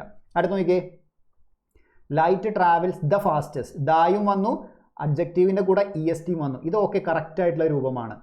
ഇവിടെ നോക്കിയാൽ ഫാസ്റ്റർ ദാൻ, ഇതും കമ്പാരിറ്റീവ് ആണ്, ഇതും വരത്തില്ല, ചോദിച്ചിരിക്കുന്നത് സൂപ്പർലേറ്റീവ്. അപ്പോൾ നമ്മുടെ ഉത്തരം C ആണ്. അപ്പോൾ നമ്മുടെ 85 ഉത്തരം C ആണ്. 86 നോക്കിയാൽ choose the correct preposition to fill in the blank given below.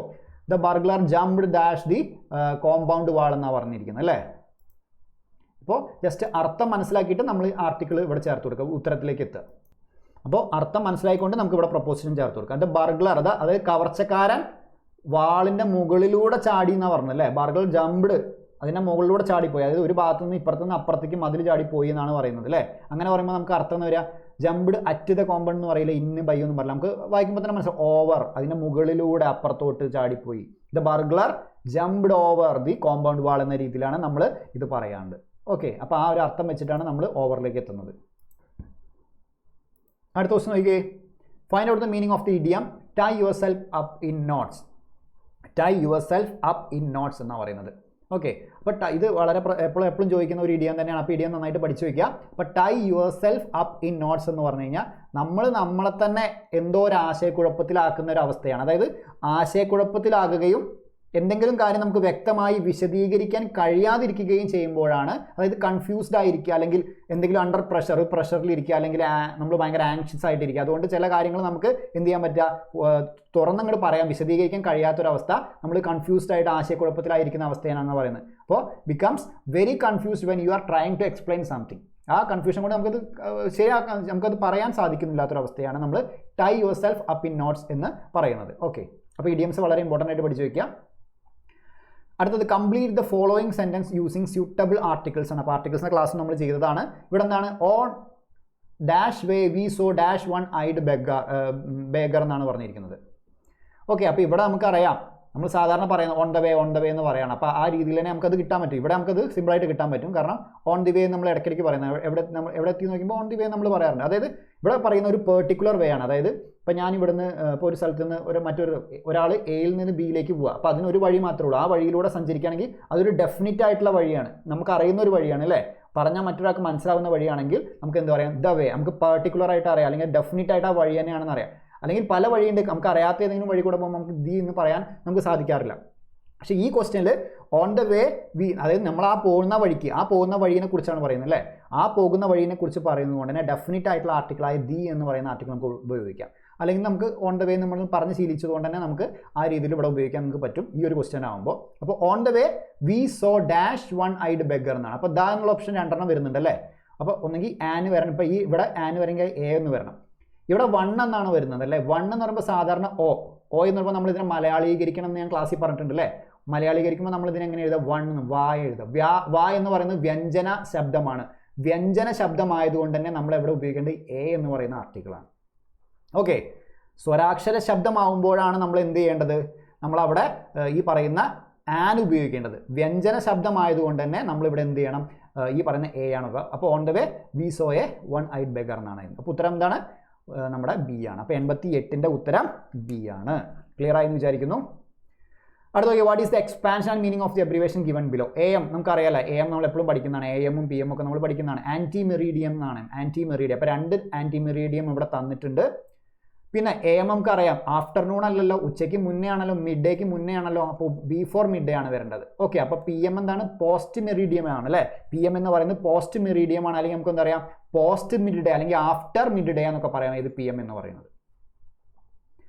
അപ്പോൾ 89ൻ്റെ ഉത്തരം ഏതാണ്? ബി ആണ്. ഇനി 90 നോക്കിയാൽ find out the synonym of the word ഫ്യൂഡ് എന്നാണ് പറയുന്നത്. ഫ്യൂഡ് എന്ന് പറഞ്ഞാൽ ശരിക്കും എന്താ വരുന്നത് വെച്ചാൽ ഇവിടെ ക്വാറൽ എന്നാണ് പറയുന്നത്. ശരിക്കും ഈ കുടിപ്പക എന്നൊക്കെ പറയില്ലേ, കുറേ കാലങ്ങളായിട്ട് രണ്ട് സമുദായങ്ങളൊക്കെ തമ്മിലുണ്ടാകുന്ന ആ ഒരു പക അല്ലെങ്കിൽ ഒരു വൈരാഗ്യത്തിനൊക്കെയാണ് ഈ പറയുന്ന ഫ്യൂഡ് എന്ന് പറയുന്നത്. രണ്ട് വ്യക്തികൾ കുറേ കാലമായിട്ട് വളരെ കാലമായിട്ട് സൂക്ഷിക്കുന്ന ആ ഒരു പകയൊക്കെയാണ് ഫ്യൂഡ് എന്ന് പറയുന്നത്. ഓക്കെ, അപ്പോൾ നമുക്ക് അതിൻ്റെ അതുമായി ബന്ധപ്പെട്ട് വരുന്നത് ക്വാറൽ എന്നാണ് അല്ലേ. ക്വാറൽ എന്ന് പറയാം, അല്ലെങ്കിൽ നമുക്ക് എന്താ പറയുക ഫൈറ്റ് എന്ന് പറയാം, അല്ലെങ്കിൽ ആർഗ്യൂ എന്ന് പറയാം, അല്ലെങ്കിൽ സ്ക്വാബിൾ എന്ന് പറയുന്നൊരു വാക്കുണ്ട്, SQUABBLE സ്ക്വാബിൾ. ഇതൊക്കെ എന്താണ് ഇതിൻ്റെ ഒരു പര്യായമായിട്ട് വരും. ഓക്കെ, സിനോണിമായിട്ട് വരും.